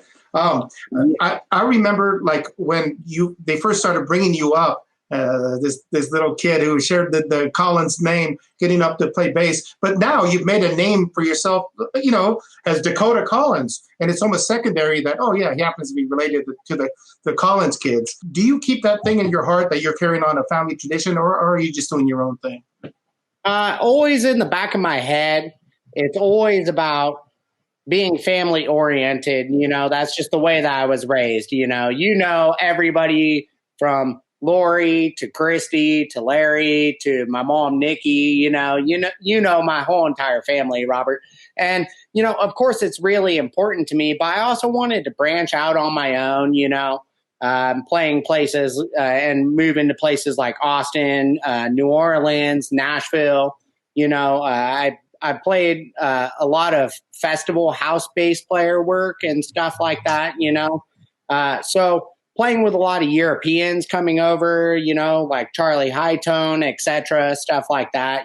I just, at the end of the day, man, it is family oriented, and I did get into it because of my family, and I'm always grateful for that, but I continue to play music with as many artists as I possibly can because I really love the music and I believe in it, that's just how I was raised, man. Well, I know that's how they felt about it, and you've done the Collins names proud, man. You really have. Yeah. That's fantastic. Thank you, man. Thank you. For me, I grew up watching the Town Hall Party clips. I had some friends who had actually some old films in their archives, some collectors. How aware were you of like Town Hall Party shows like that? And at what age did you start to discover that? And how did that influence your own playing? Oh, geez. Well, Town Hall Party, man, I've known about it, and I've heard about it my whole dang life. In fact, Larry and Lori brought out my mom on Town Hall Party. Wow. And when she was a baby, fresh out of the hospital. So, for me, man, Town Hall Party has always held a special place in my heart, whether it be Joe Maphis, Merle Travis, Eddie Cochran, whatever you want to talk about, I mean, I've loved it. And my whole entire life has been playing a lot of stuff that has been seen from that, Fire on the Strings, the Rockin' Gypsy. Kyle and I, we recently just did Under the Double Eagle in Memphis at the Metropolitan Awards. And that was actually one of my grandfather's favorite songs. And my grandfather actually told Larry and Joe that they had to play that song on Town Hall Party because it was his favorite song. And so naturally they did. So Kyle and I try our best to copy it, but we're not Joe Maphis or Larry Collins by any means. We just try to do as much justice to it as we can. You're doing it for such great justice. It just, to see young people being inspired by that music is a wonderful thing to see. And you're passing it on to the next generation. Oh yeah. On a side note, the one thing about Town Hall Party I will mention is Marion Hall, man. On the steel guitar, yeah. Oh, man. yeah. Oh, that's my Dave, man. I remember being 10 years old and I said to Larry, "Who is that girl?" And he said, "Oh, that's Marion Hall. She's about 7 feet tall." And I said, "Well, Larry, I would climb her like a tree." Wow. I didn't know that she was a tall one. Wow, that's cool, man. Yeah.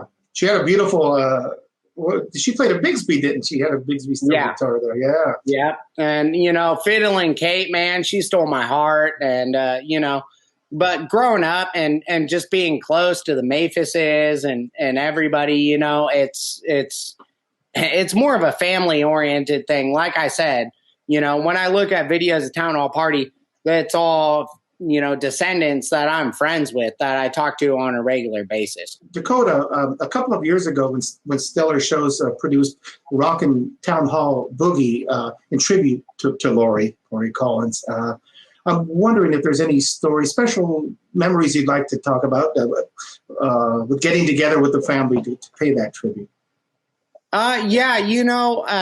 Well, first of all, Chris did a phenomenal job working with us on that. It was a very special thing. Still, it's really hard for me to talk about Laurie without tearing up, like in, Memphis when you're talking about my family and stuff. And, you could see, man, the passion. It's always a touchy thing, So Chris really worked with us on it, and Stellar Shows pumped out great. I think it was, Josh Sorum, Amber Foxx, of course, Kyle, and Larry, and it was a great show. It was actually very, very difficult for us to do, and it's strange because it was really the first show that we had played since all that happened, I guess that's the way that I'll word it, Yeah. And it was difficult, but it was very nice at the same time because it felt like we were really paying tribute to her, And I remember talking to Larry and talking about how, she's with us and, she's in the room and, Amber Foxx came up and sang with us, and it was great. I think the energy in the room was really positive. We tried to give Southern California another Town Hall Party pretty much. Oh, that's super cool, man. So Dakota, we watch these old Town Hall Party clips and we see Larry Collins picking and doing his dance moves. And a lot of us who have been lucky, we've seen him in person now doing his thing. But there was a period in between where he found some really big success as a songwriter. Do you know a lot about anything about that part of his career? He teamed up, with a lot of people, too many really to name, but Sandy Pinkard and Alex Harvey, who recently, he just passed the other day, actually. Sorry. I got my cat. The Collins cats. Yeah, the Collins cats. So Alex Harvey, he just passed the other day, actually, and he co-wrote Delta Dawn with Larry. He's written Tulsa Turnaround, Kenny Rogers, we also just lost, a lot. Exactly. We just lost him too. So, this whole thing's a tragedy. But his whole songwriting career, he wrote and has played with so many different musicians. And the stories that I've heard have been from Roger Miller to Jim Morrison and Ray Manzarek. I mean, there's too many stories out there to share. But his whole songwriting career, he's Grammy nominated, CMAs, stuff like that.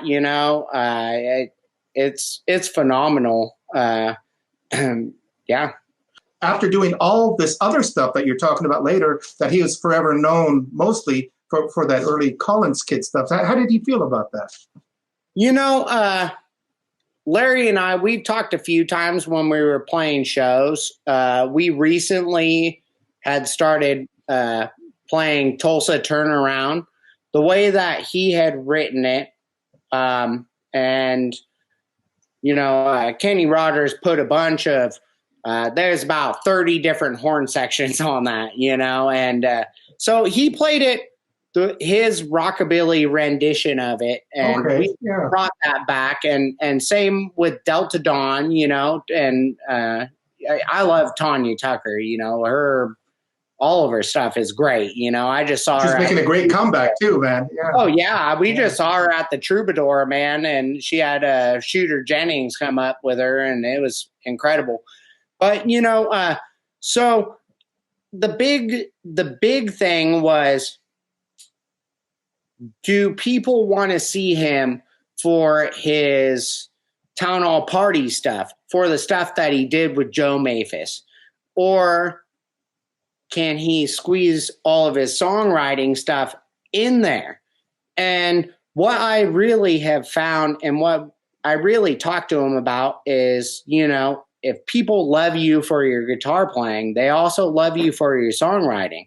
So we decided to put, Delta Dawn, put, Tulsa Turnaround, all that stuff in there. And I think it was a great. He came up with a good solution. Focus on the other stuff, the early stuff that people love, but throw in some of that, the songs he wrote as well. I think that was a good way to approach it. Well, I'm not just saying it because it's my family, but he's probably the best guitar player I've ever met in my life. Yeah. But he is also one of the best songwriters I have ever met in my whole entire life. The amount of talent that he has, he can sit there and him and I can have, steak and eggs and biscuits and gravy, at some random breakfast joint, and he'll sit there and think about 4 or 5 songs in the amount of time that we have breakfast, and he's still writing songs. He's still doing stuff. And, I think it's incredible for his age and the amount of stuff that he has done. He has lived probably about 4 lifetimes, Well, it's great to see you talking about him with such pride. And I know he's equally as proud of you and what you've been doing. So thanks for taking the time to hang out with us a little bit here this afternoon. Yeah, of course. Of course. Anytime.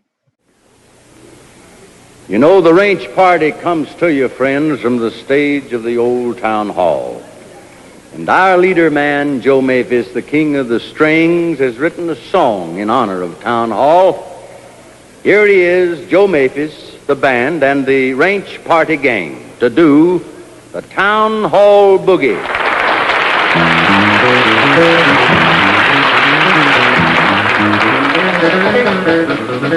Down in Compton on Long Beach Street, we got a little tune with a boogie woogie beat called a town hall boogie. Town hall boogie. Everybody doing the town hall boogie now. Well, they come from here and they come from far to hear a little boogie on the steel guitar to the town hall boogie. Town hall boogie. Everybody doing the town hall boogie now. Miss Marion Hall and the steel guitar.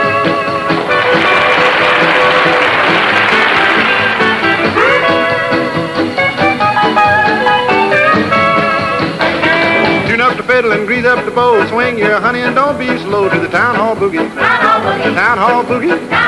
Everybody doing the town hall boogie now. Billy Hill and Fiddler King.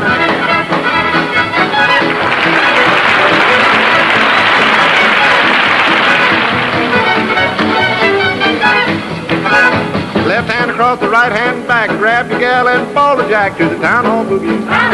Town hall boogie. Everybody doing the town hall boogie now. Jimmy putting his piano.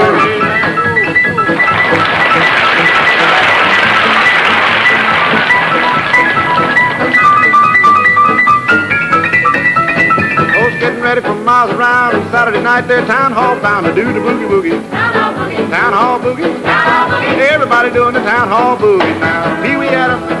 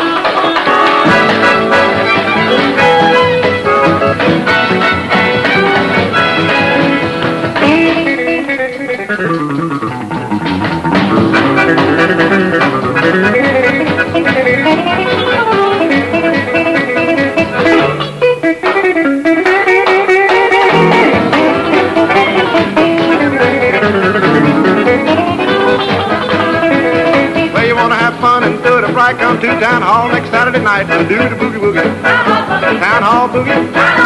Everybody doing the town hall boogie now.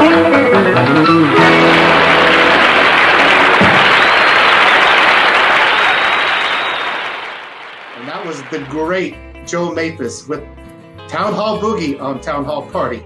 I'm wondering if we can get Dakota back up here real quick.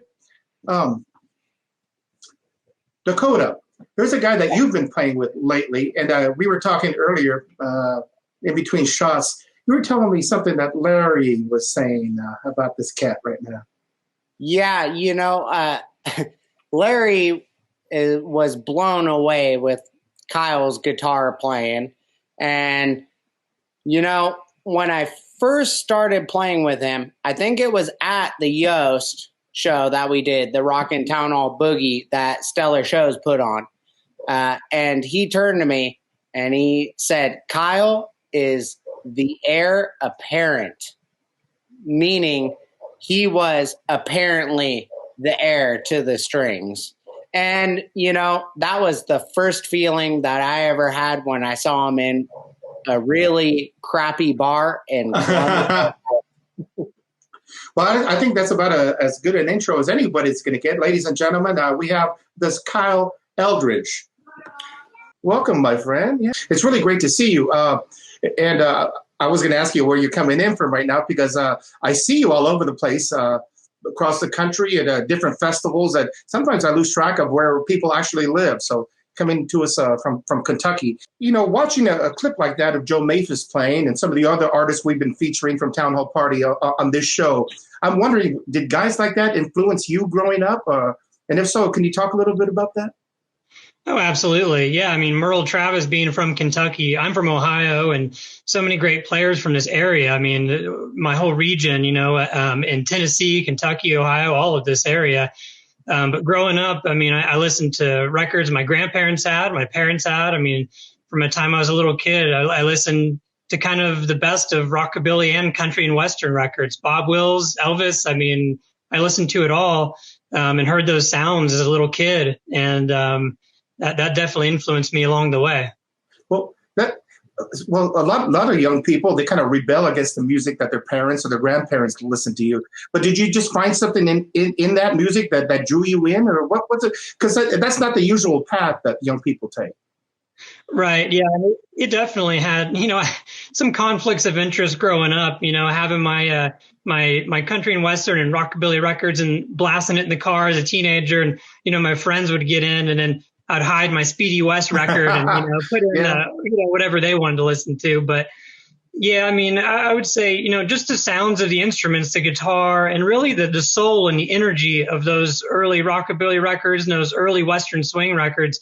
Everyone sounded like they were having such a good time, live on those records. And it's something that I guess, identify with. Well, Kyle, that's, I tell you what, I'm remembering, as you're talking, I'm remembering the first time I saw you play, and you really do capture the joy a lot of those older players had.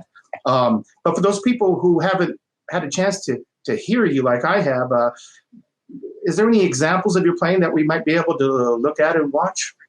Oh, yeah, absolutely. We got a nice clip here from Memphis a few months ago at Maripolitan Weekend. It's a clip of us doing, it's me, Dave Stuckey, and Dakota Collins. We're doing Flying Fingers by Joe Maphis, and I think it captures some of that energy.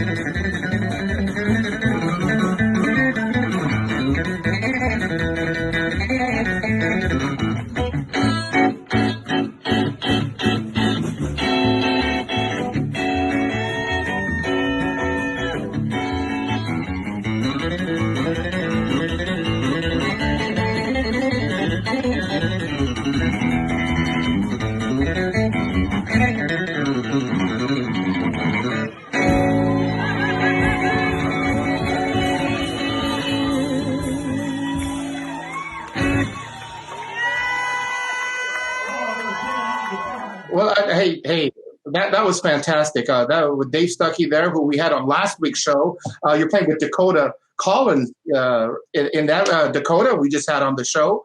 I'm wondering how you're both young guys into this older music. How did you end up hooking up with Dakota? I know you have done other things with Dakota. Yeah, I mean, it's been years and years now, but in Columbus, Ohio, I was playing this little club called the Shrunken Head, and they had a few different kinds of music, kind of eclectic place. And I was opening for a band called Woody Pines. And at the time, I didn't know Woody Pines or, any of those guys. But I was playing my set, doing my thing, and I see this guy with a Stetson on over at the bar, kind of mean mugging me a little bit. And I was like, oh man, who's this guy? And we got done. I think I closed the set with Rockin' Gypsy, Larry's song. And so I see this guy come over from the bar and he says, hey man, you're playing my uncle's song. And I said, who's your uncle? And he said, Larry Collins of the Collins Kids. I'm Dakota. Nice to meet you. And I was like, oh my goodness. And he said, "Hey, man, the Nashville Boogie Festival is happening in a couple of weeks. You ought to come down to Nashville and let's play it." And, people talk and say things. And so I said, "Yeah, okay, cool." And thought I'd never hear from him again. Well, 2 weeks passed by and he calls me and says, "Hey, Kyle, where are you at?" And I went, "What do you mean?" He said, "The show's in 2 days. Get down here right now." So I hopped in the car and drove 7 hours down to Nashville from Ohio. And there's a clip I'll set up here of us playing our first time at the Nashville Boogie. We're playing a Lefty Frizzell song. I think we opened with it. And this is the first time I'd ever played with Dakota. Oh, that's cool, man. I think that's a great story of how you met. I didn't know that, but it was after your appearance at the Nashville Boogie that I started hearing it started echo through the scene. You got to see this guy. You got to see this guy. So let's see this guy right now. But before we do, man, thanks so much for being on the show. You stay well, stay healthy, and we can't wait till we're all together. Partying, playing music, and just digging the town hall party sort of sounds. All right. Thank you, Kyle. You're very welcome. You guys take care. Be safe. All right. Let's watch that video he was talking about.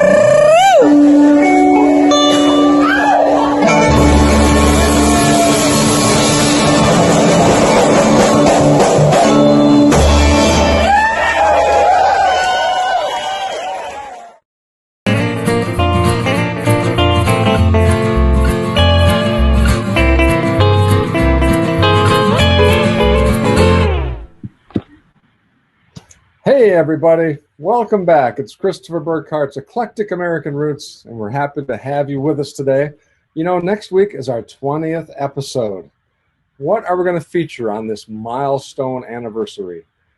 We call it The Roots of Doo-Wop. That's right, doo-wop. Once again, we bring in Big Sandy to host the big show with his doo-wop guests Vicky Tafoya, Ken Abruzzi, and Lil Mo, along with Cliff Kwan of the Dynaflows. It's a cool show that ranks up there with our best Sunday ever, and you'll find that it is next Sunday, the 18th, The Roots of Doo-Wop. And just to mention, you can donate anytime to the show and to all of our shows, and all the money will go to find its way to the right musicians. If you don't want to miss a minute, open a browser right now and tip some dollars into the StellarJacks.com virtual tip jar. We appreciate that. But right now, we got a lot more good music to come. So hang on back to the show.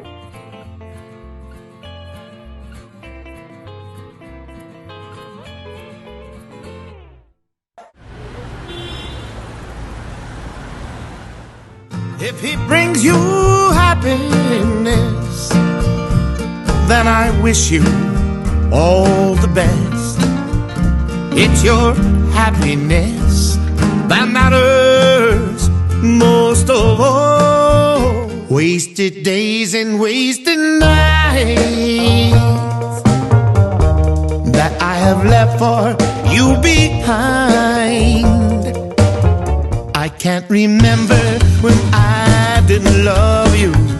There was a time I thought you felt the same. Holy One, you'll never know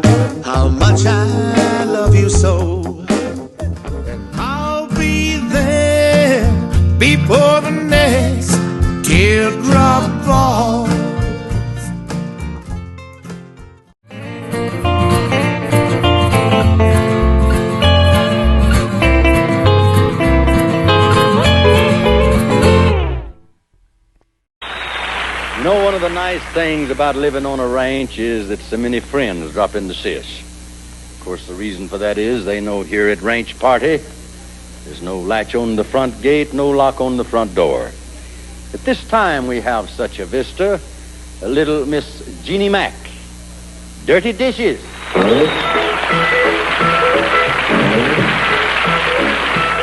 I gotta do the dirty dishes, there's no doubt. But hey, hey, mama, I wanna go out. Stack 'em up high, let 'em wait. I gotta get ready for a real today. Dirty dishes, yeah, dirty dishes. Gonna be a party, lots of rock and roll. Let those dirty dishes go, go, go. Stack 'em up high, let 'em wait. I'll get into when I come back. But right now, mama, can't you see? You're causing me a whole lot of misery. Dirty dishes, yeah, dirty dishes. Gonna be a party, lots of rock and roll. Let those dirty dishes go, go, go. Remember, mama, when you were a teen, somebody was a-waiting, so you know what I mean. Unchain me, mama, won't you let me go? I promise I'll do 'em tomorrow. Dirty dishes, yeah, dirty dishes. Gonna be a party, lots of rock and roll. Let those dirty dishes go, go, go, go, go, go, go, go.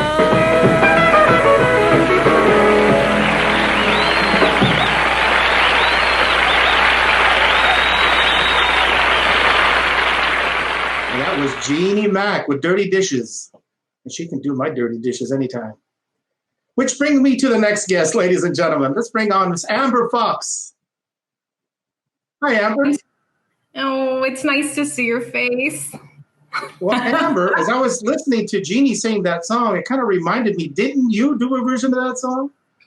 You know, I did. A few years back, Mr. Buddy Doogie himself said, Amber, you have got to do that song. And this was probably about 12 years ago, 10 years ago, and I didn't know what song it was. And so I finally started doing it, and it's been a pretty big hit with Amber Foxx. So it's one of my favorites. Well, our crack research team is working as we speak, and they dug up a video of you doing that song. Let's roll the video right now. Oh, man. Okay.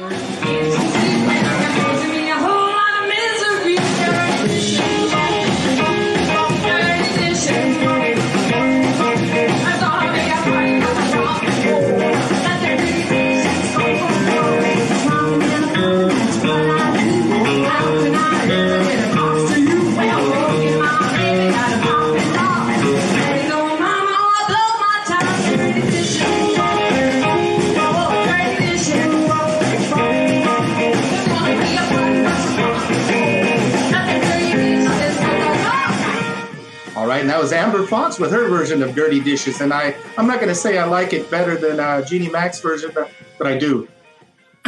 All right, that was great. You know, Amber, on town hall party, ranch parties, a lot of shows like that, women were featured very prominent in shows like that. Mm-hmm. Whenever Wanda Jackson was passing through town, she'd be on there. We had Rose Lee Maphis, and a lot of the great women of country music and rockabilly were on that. Were you influenced by any of that sort of music coming up? No, absolutely. Well, growing up for sure. I mean, I grew up with a lot of like bluegrass and 50s music from my grandpa from North Carolina to my dad here in California. But I was really influenced by my husband, Bobby Kavner, who actually introduced me to rockabilly. And I was doing a lot of early 1960s ska back in the day.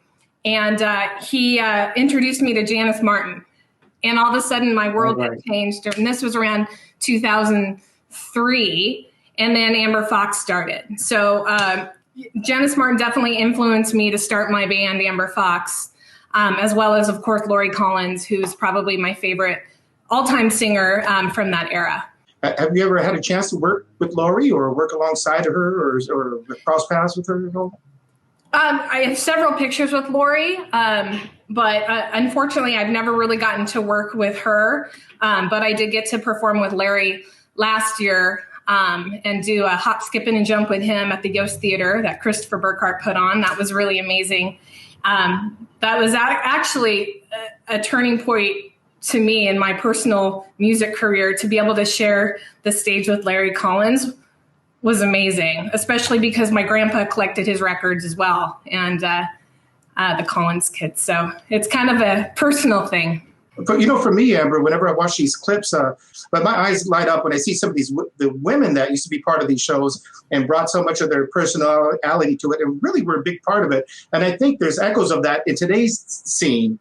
There's a lot of great women working around like yourselves. Well, like Marty Braun was one of my favorites, Anita, my favorite. And now we have somebody newer to the scene who I'm really excited about.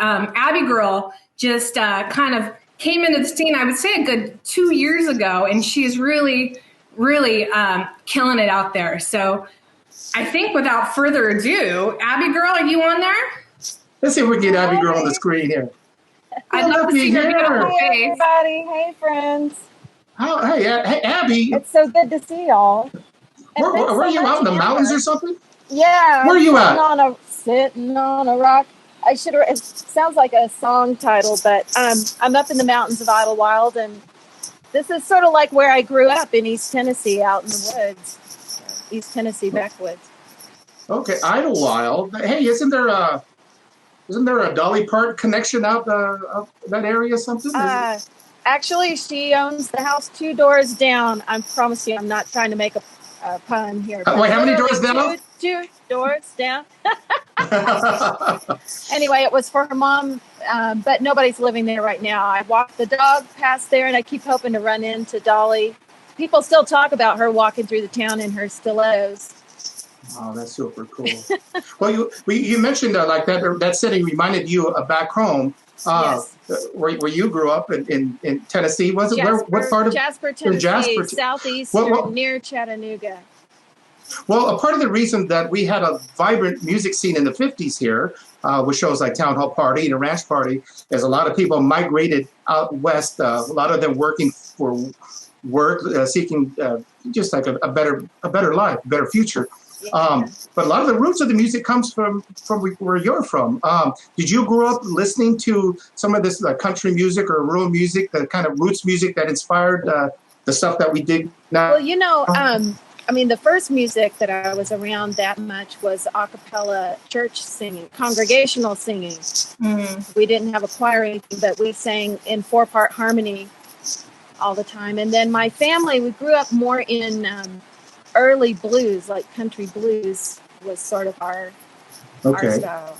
And does that figure into the music that you do now? Yes, it does a lot. And getting into the town hall party theme of this episode, when we did the Larry Collins show, the tribute to Larry Collins that Amber was talking about a couple of years ago, I had to come up with a song that was more along those lines. And so when I was shopping for songs, I found that Patsy Cline had several songs that were very bluesy to my ears. And so I've been exploring her songs and working them into a couple of I've heard you sing that sort of stuff, and boy, you really do really well with that sort of material. Oh, well, thank you. It felt really comfortable. It was, and the people really responded to it. So it was opened up some doors for me. Amber, actually, with both of you, we've both been in the same room watching some of those original artists, like Laurie Collins, and I remember. Abby, you and I were front and center, right in front of the stage, watching Wanda Jackson, and just your face was glowing. Maybe we can show a little clip of Wanda right now.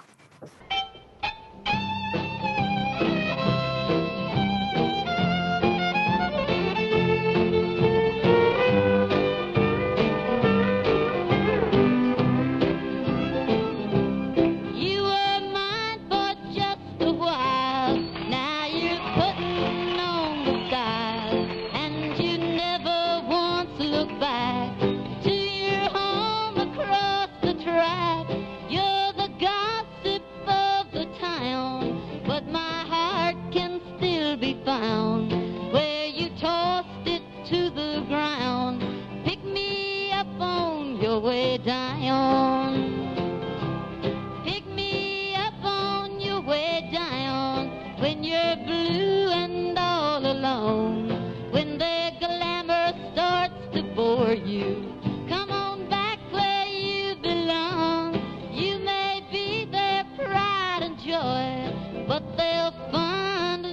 another toy.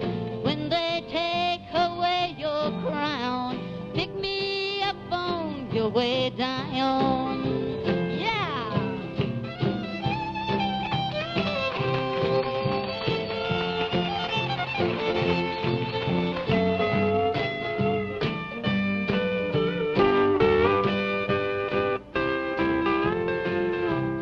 They have changed your attitude, made you haughty and so rude. Your new friends can take the blame. Underneath you're still the same. When you've learned these things are true, I'll be waiting here for you. When you tumble to the ground, pick me up on your way down. Well, pick me up on your way down. When you're blue and all alone, when their glamour starts to bore you, come on back where you belong. You may be their pride and joy, but they'll find another toy. When they take away your crown, pick me up on your way down.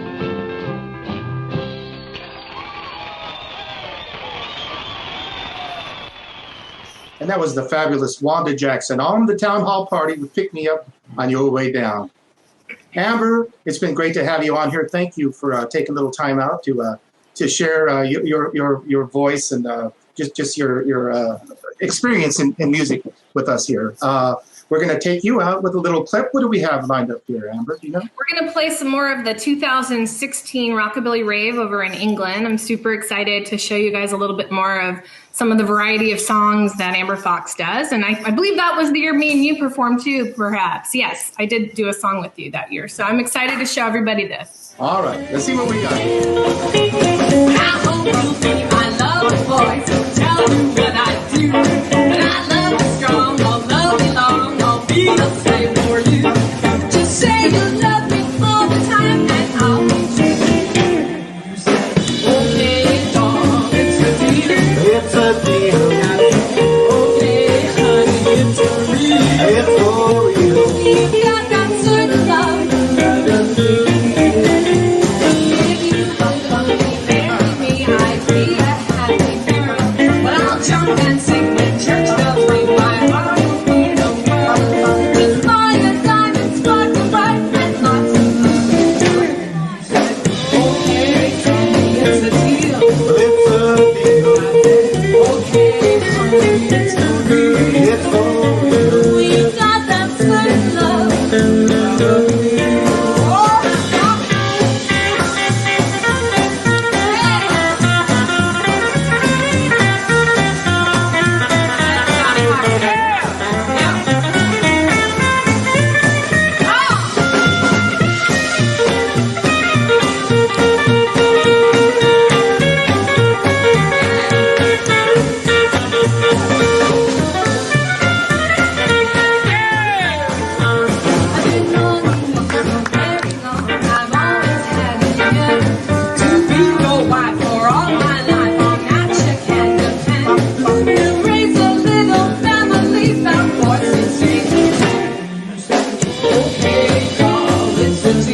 It's a deal.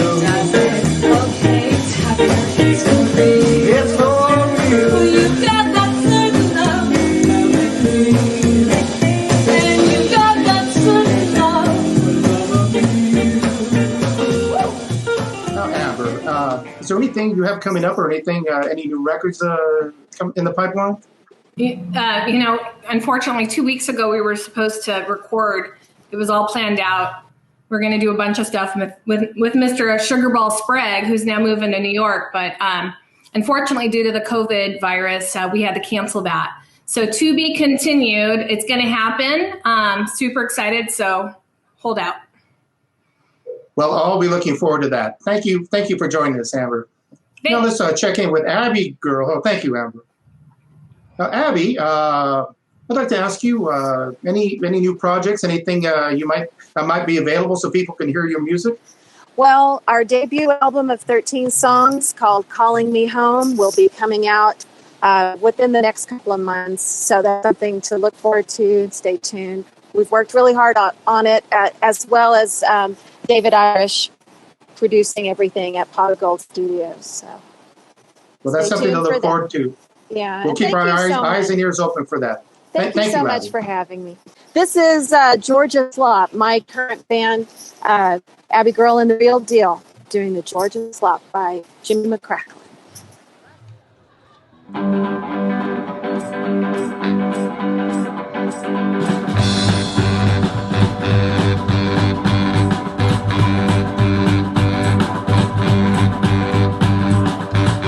Way down south where I made the stop, they do a dance down there called the Georgia Slop. They all gather around and pig leg leaves, and they don't give a hoot about no police. Down in pig leg leaves where I'm talking about, where they knock down, kick and drag them out.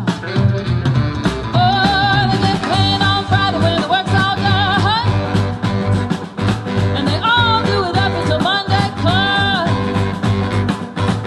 When they do the slot, they turn those hands. I move the feet like a chicken when it's scratching in the sand. Shuffle your feet and spin like a top. Shake, shake, shake the Georgia Slop. Oh, look out, baby.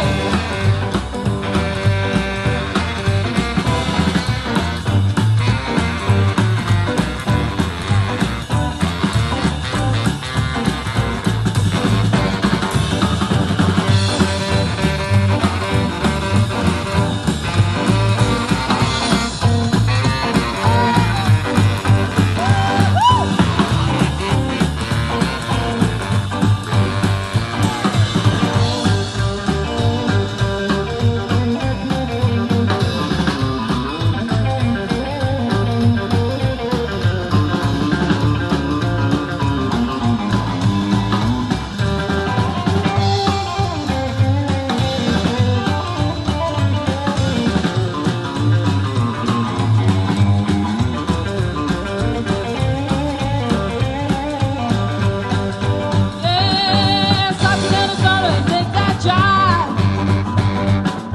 I met a chick, she weighed about 385. Oh, I started looking and I can't stop. She and I got together, did the Georgia Slop. Down at Peg Leg Lee's where I'm talking about, where they knock down, kick and drag them out. Oh, do it, baby. Do it, baby. Do it, baby.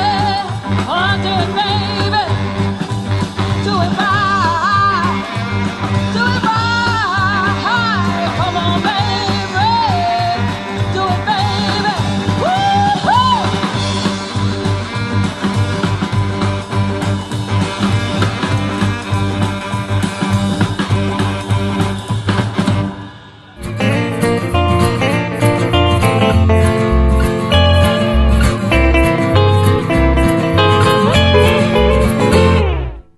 Well, all right. I tell you, it's been some kind of a day, my friends. We can see a little bit of who's been staying with us. And man, thank you so much. If you've checked in at any point, thank you. If you're here with us now, thank you. Thank you. If you've donated at sellerjacks.com, thank you. Thank you. Thank you, friends. I think it was an enjoyable evening, a learning experience. Thanks to all of our guests. If you enjoyed this at all, even just one iota, please think about checking into that website, stellarjacks.com. Maybe a little donation would be much appreciated. Once again, we thank our high rollers. We're looking forward to next week's show, where we will be focusing in on Sun Records with our pal Eddie Clendening hosting the show. So once again, I'm Big Sandy. Thank you for checking in here to Stellar Shows at Jack's, Eclectic American Roots. Today, we focused on Town Hall Party. Next week is Sun Records. We're going to keep doing this as long as you're in there with us. And if you like it, let us know. I'm Big Sandy signing out. Thank you so much. Enjoy the rest of your day. I hope you enjoyed our show about the town hall party. They just aren't making them like that anymore. If you like our show and the musicians who are contributing, won't you contribute a generous donation to help them out during this period? Donate now during this live streaming show, or donate whenever you watch the show in the future. We promise the money will get to these artists, who really have no other real skills, other than being roadies, sound techs, and merchandise sellers, and there ain't a lot of that happening anywhere for quite some time. My thanks to Big Sandy for hosting this edition of Eclectic American Roots, and to all the artists who are contributing their time and their talent to make it a success. See you next time on Stellar Shows at Jack's.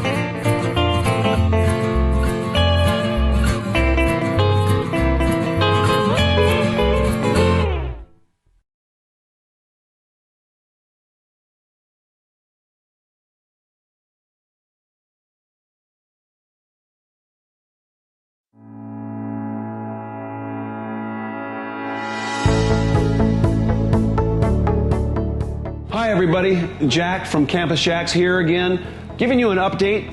A lot has happened since we launched the Jack's Feed the Need here in Orange County. Over the last several months, we've been able to raise over $15,000 and provide over 1,500 meals for the homeless community, elderly caregivers, and frontline workers. All that has been made possible by your donations, individual donations, and also corporate donations, as well as the local bands that have been performing and donating their time and talents to help raise money for Jack's Feed the Need. Greatly appreciated to everybody who has participated. Our corporate donations so far donated from QSC, who is a local manufacturer of speakers and soundboards here in Orange County. They've donated all the sound equipment that we use. Also Markwood Entertainment, donating the stage and the lighting and so much more. Those add up to tens of thousands of dollars worth of product and material that they've donated to help us bring our entertainment. Just last weekend we had Matt Mauser do a special Sinatra performance and raise several $1,000 along with Family Style. So it was a great weekend of fundraising, great weekend of music, great weekend of live streaming, and really helped a lot. So we've been able to average about a delivery a week for the last 4 months. But as the homeless situation here in Orange County and Southern California is expected to explode in the coming weeks, we want to be able to increase our delivery of meals from once a week to at least doing it every day and maximize our kitchen potential if we can. We need your help to do that. Continuing to donate through Jack's Feed the Need at campusjax.com, and you can go there and donate one meal or up to 1,000 meals or whatever you can. Every meal helps. So when we first started this, it was just myself, my son, and 2 employees that launched the Campus Jacks Feed the Need, and with that and the entertainment, we've been able to add more kitchen staff and more wait staff, so we've been able to add local jobs and bringing that back to the community here. Also giving the bands an opportunity to get some much needed pay. So it is a win-win-win situation, and the community wins as well because we're able to keep our community even safer by providing a meal for the homeless. So with your help, with some more corporate help, and with continued assistance from the musicians, we will keep doing what we're doing and just try to do even more if we can. Thank you, and I appreciate you, and stay safe.